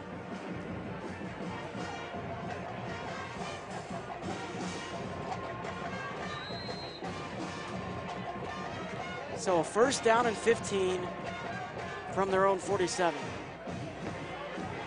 Parks in at H-back, 2 wide receivers on the left side, 1 to the right. Straight up the gut, Fuchsa gets past midfield to the 49.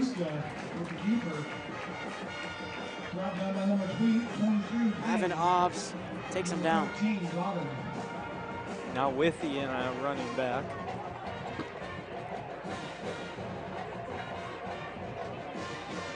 $9:20 left in the game. Ponca City in need of a stop. It's a give to Withy. To the 45, to the 40. 2 yards shy of the first down now. And another flag at the 48. And just when the flags stop getting thrown on the field, they start getting right back out there.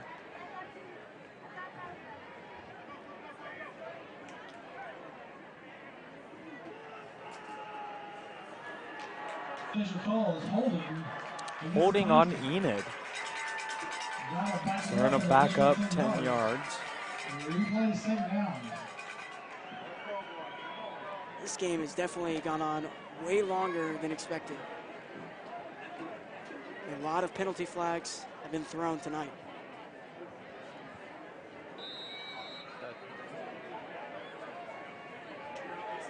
About 9 minutes to go now in the game. 2 to the left, 1 to the right. Robinson steps back, evades the pressure, lets it go, just throws it away near midfield. Now it's a 3rd down and long for the Enid Plainsmen. So what do you do on 3rd and long? You try to get the first down, of course, but who do you give it to is the question. Of the people on the field right now, the 2 people I would give it to would be Zaire Allen or Tyson Kennedy. Those 2 guys would be the 2 main guys I would try to throw the ball to. Maybe Jamison Washington on the outside. Get him on one of those go routes. He's playing slot there on the far side. So they could give it to him as well. Shotgun set for Enid. Low snap, finally picks the ball up, retreats, lets it go, almost intercepted. PJ Garcia almost got his 2nd of the night. Another one he would like to have back. So Plainsmen get off the field. Ponca City defense, they hold them, and now they have a chance to tie this game up just under 9 minutes to go. This game is going to go down to the wire. It's going to be down to the final play.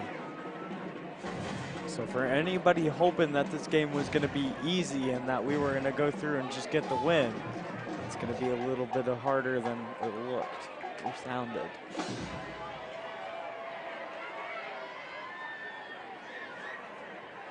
Good snap, good kick. But it is wobbly and short. It's actually caught by one of the Russells. And another flag on the play.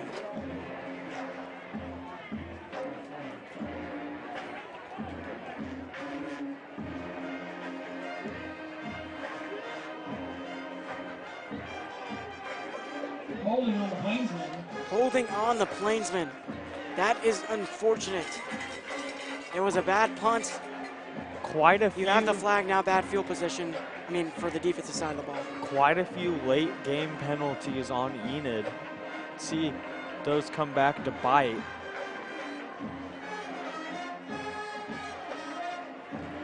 The first half was very fast. I mean, yeah, there's flags, but this second half seems very slow. I feel like there's more flags that have been thrown in this. I feel like there's been more in the half. second. I feel like the first was a little slower. It just feels really slow. That's all I'm going to say.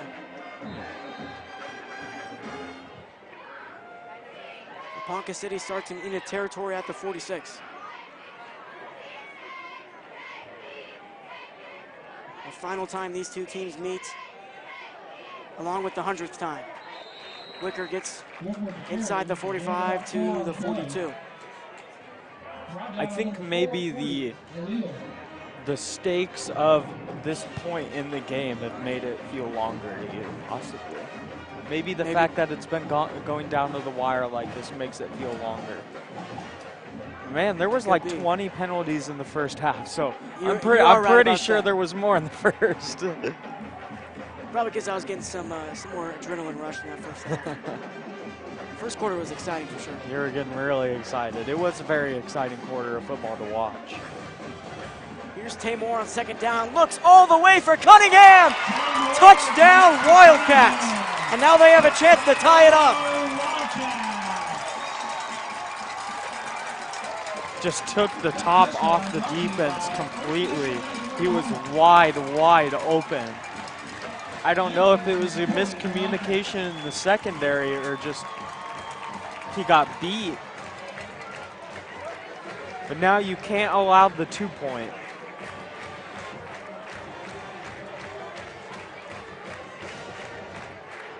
Ponca has not tied this game or led this game at all. This would be the first time that it was tied since the very beginning of the game. It would be. That's Cunningham's first touchdown of his senior season. Obviously, they're going to go for 2. Putting everybody out there. Some movement on the line. Plainsmen say it's on the Wildcats. It looked to be on the Wildcats.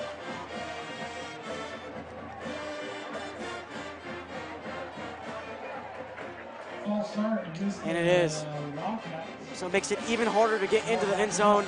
This, as of now, coming up to this point, is the most crucial play of the game so far. This is a huge aid for this defense, though. This is a crucial down. This is one of the plays of the game.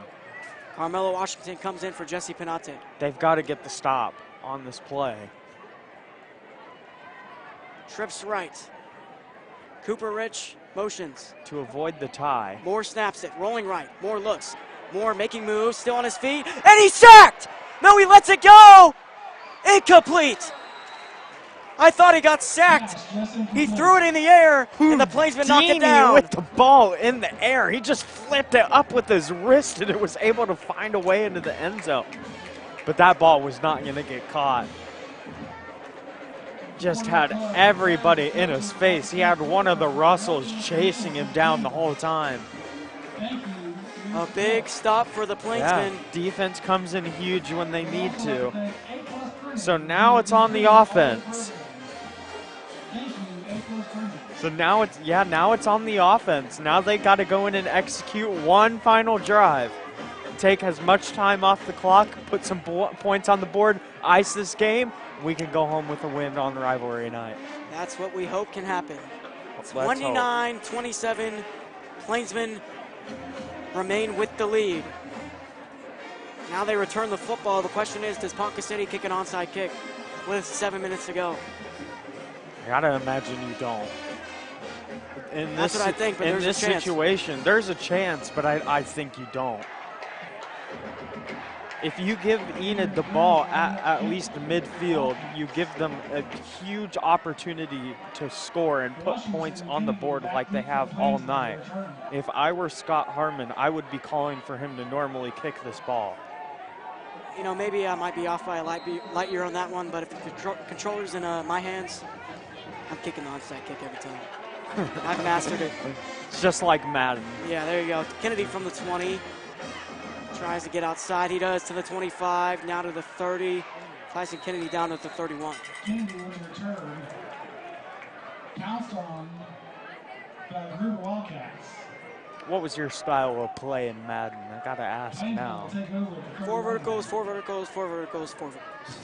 That's a joke. Were you one of That's those when you people, play somebody who's not very good. Or were you one of those people who ran quick slants every time?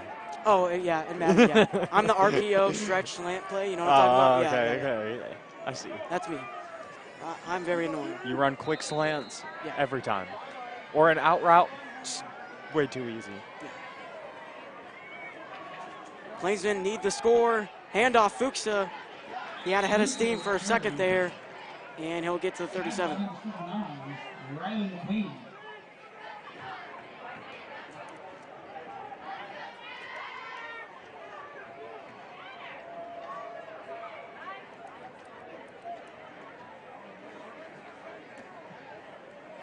Kennedy and Allen on the outside together. Washington and Benton on the other side, so a twin set. Something you don't want to do is, you know, commit a turnover right here. Handoff Fuchsa. Looks for a first down. Looks like he gets it. Looks like they're trying to keep the ball on the ground and just run the clock out. Number 18, Aiden Hawks. Haven't passed the ball yet. I don't believe they First have. down for Plainsmen.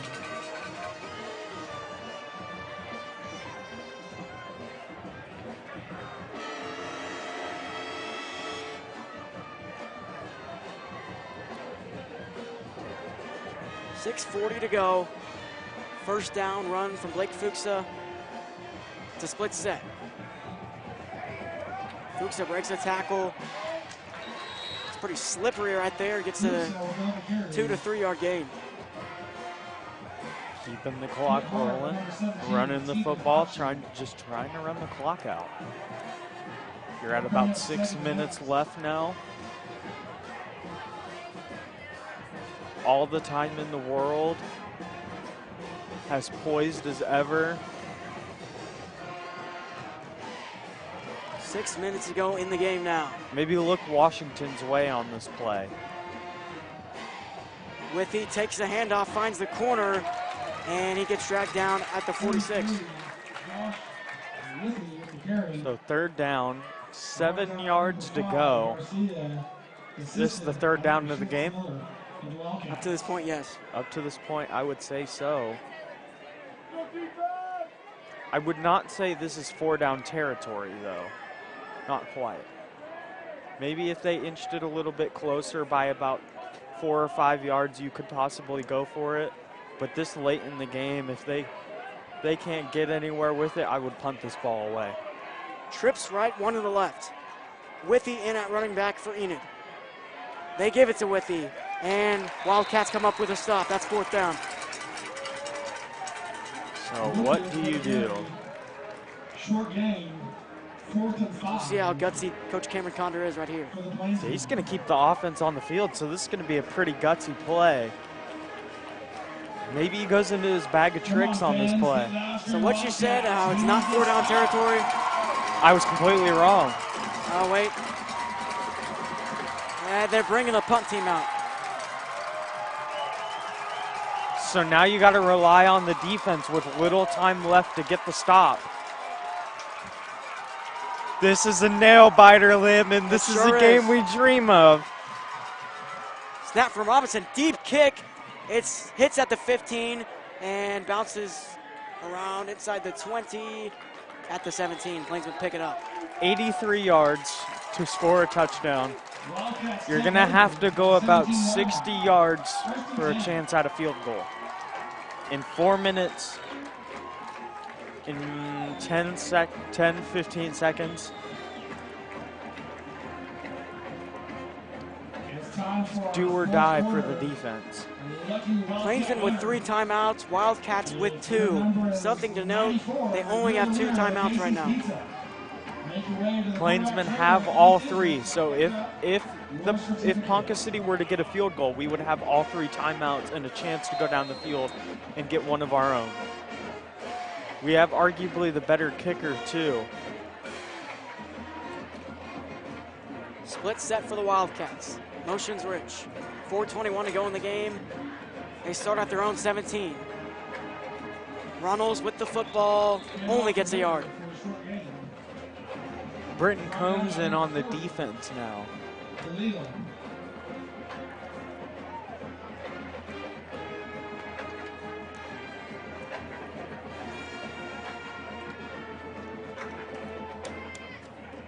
Another thing to note, starting safety Cody Stalkup hasn't been in all night since the first quarter. So they lost a safety very early on. That could have came down to haunt them. 3:42 to go. Very deep shot down the field. Was it intercepted? No, it drops dead incomplete. No flag down. Intended for Gavin Cunningham, and it was just underthrown, and he throws it into triple coverage as well.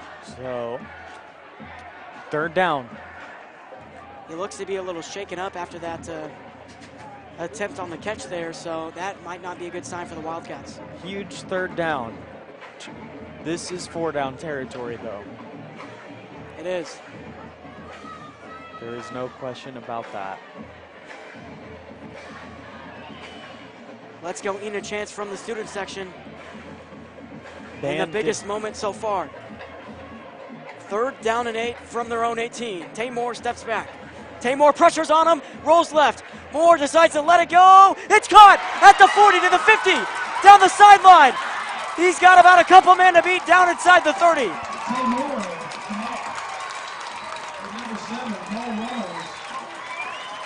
Had a chance to get off the field and to give this offense the ball back to get to run the clock out and hopefully go home with the win.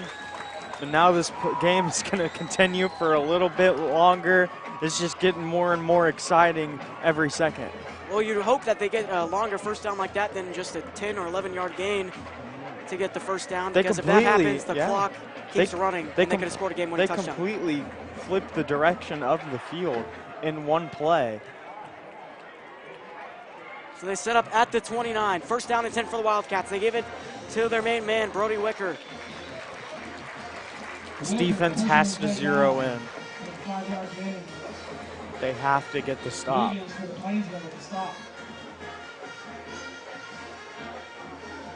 I would send a little bit of pressure on Taymor.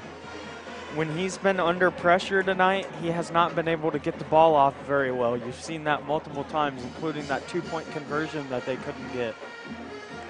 I would be putting pressure in his face and forcing him to make a mistake. Plainsman set up a couple yards off the line of scrimmage. Here's the snap. Taymor looks over the middle towards the end zone. Incomplete. He was looking for A.J. Landis. It was a little bit overthrown. I can't lie to you. That was scary. That was very, very, very scary. That big play, the game happens. Hayden's comment is, I'm not going to lie to you. That's scary. I'm not going to lie to you, Landon. That scared me. I was out of loss for words. The clock will stop at 2:39. 27-29, Plainsman. Third on top by 2. Down. Biggest third down of the year, possibly, to win the biggest rivalry. That comes to an end this year. It's also the 100th matchup. Handoff, Cole Runnels. He doesn't get the first down. So now they got to get it on 4th down.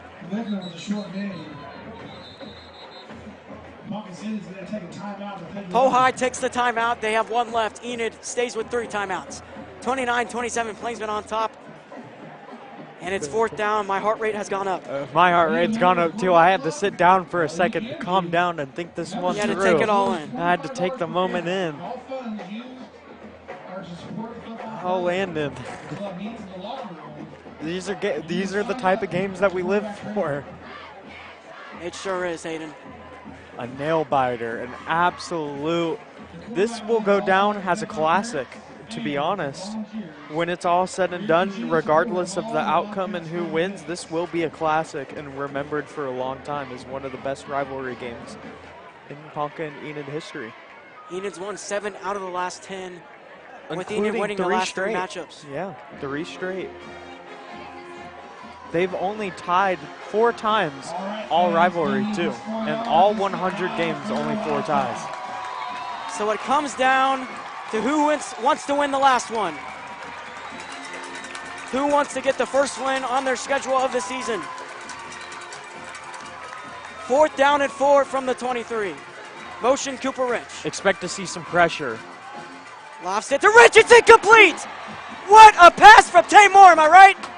Yeah, what a pass from Taymor on the play. He could not get the ball anywhere. It goes straight to the ground.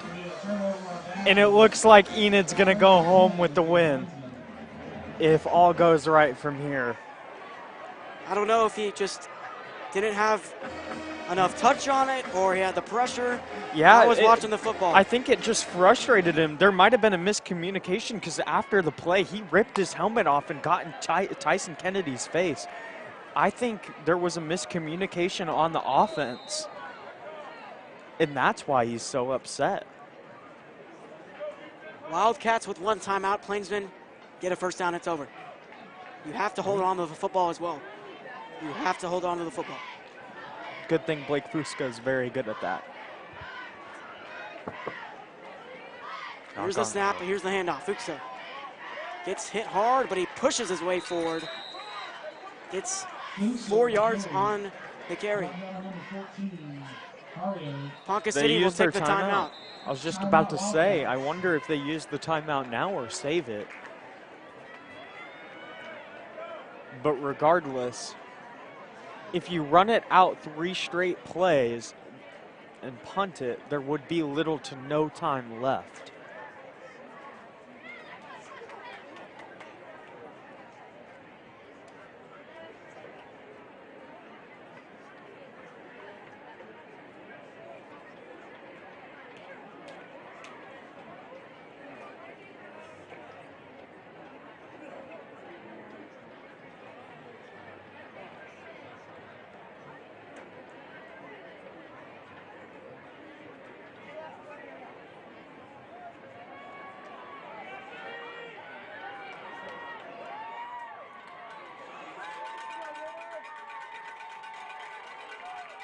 Second down from the 28-yard line, 5 yards to go. They need the first down.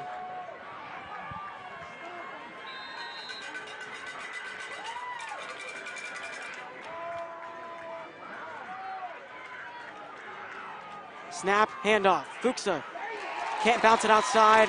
Wildcats don't let him get any yardage at all. 3rd down and 5. Got to get a first. So once again, the game's on the line, just under 2 minutes. Regardless, there would be under a minute left to play and no timeouts.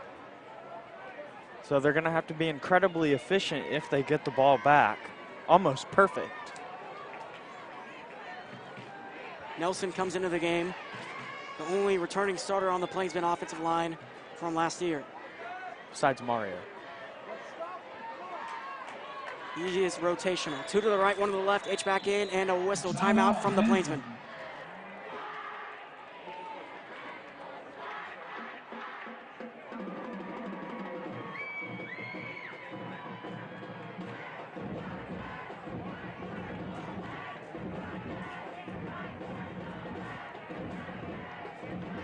Timeout on the field.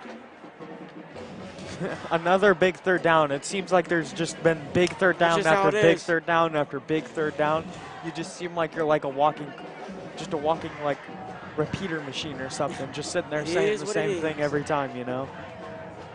27-29. Plainsmen have led the game all night, and as of right now, they have a chance to put this game away on 3rd down. But if Ponca City comes up with the stop, they have the chance to possibly win this football game. Yeah, they'd have a chance to go down the field and get the field goal and win the game. Last matchup between these two teams. Let's see who wants it more. This is where it comes down to. Let's see who wants it more. 3rd and 6 at the 27. They're going to say Fuchsa lost 1 yard on the last play. Robinson drops back for Big Ten. He caught it! First down, Enid! And that'll do it. Now all you got to do is take the knee. The unsung hero of tonight with the catch of the game. Who else but Mason Benton? It had to be him. And I'm so glad it was him. I'm so glad. Clock approaching 1 minute after the first down catch from Mason Benton. Ball on the 40. They're going to let the play clock just wind down. Robinson, quarterback keeper, he'll get 3. You feel like you've had 10, 20 pounds of stress just taken off of your back.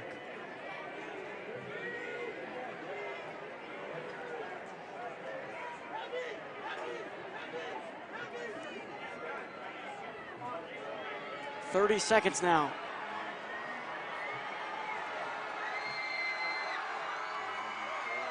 The Enid side getting loud. Is getting very loud. And the last matchup between these two teams comes with an Enid win. The all-time record, 64 wins, 32 losses, and 4 ties. Enid continues the streak with 4 wins. It's over. Enid wins the ball game 29-27, and a nail-biter. 100-year rivalry unfortunately comes to an end tonight, but it comes to a close in such a beautiful way. What a ending. I'll take you away on it. This second half, it didn't look like it was going to be perfect for us, and it wasn't. We sat there, we gave up a couple of touchdowns and a couple big plays on defense, and the offense kind of stalled out a little bit. But they were able to come up with huge plays when it mattered. Jesse Pinade came down with 2 huge pass breakups in the fourth quarter on that one drive to avoid points there. Overall, they all made plays when it mattered. Fusca had a couple nice runs on this last drive to secure the win. Mason Benton had the nail-biting, the game-ending catch. Some overall great plays on both sides of the ball. And it just feels great to have won the game. Sure does. That's Coach Condor's first win as the Plainsman head coach, and now Scott Harmon will finish 1-5 against the Enid Plainsmen. What a feeling. What a feeling for Condor as well. His first win gets to come against Ponca City in the last Ponca City game for a couple of years. What a surreal feeling. What a game. This was a great game. It was great getting to call the game with you. And in 2 weeks, it's homecoming. Homecoming at home against Edmond North, 6A1 District 2 team. So make sure you tune into that one, folks. Bring it. Bring it, yeah. We'll be dripped out for that one. We were dripped out for this we one, will. so. I told Darrow earlier, we've got some surprises in the plan book for that game that we're going to come out with. Yeah, but overall, what a game, what a feeling. Obviously, this is great. And just Mason Benton ices the game away. Mason Benton ices the game. So shout out Mason Benton for being an Enid legend for the next 20 years. For the last time, Enid beats Ponca City. Thanks for tuning in. I'm Landon Collins alongside Hayden Clark. Hope you guys had a great one like we did. Good night.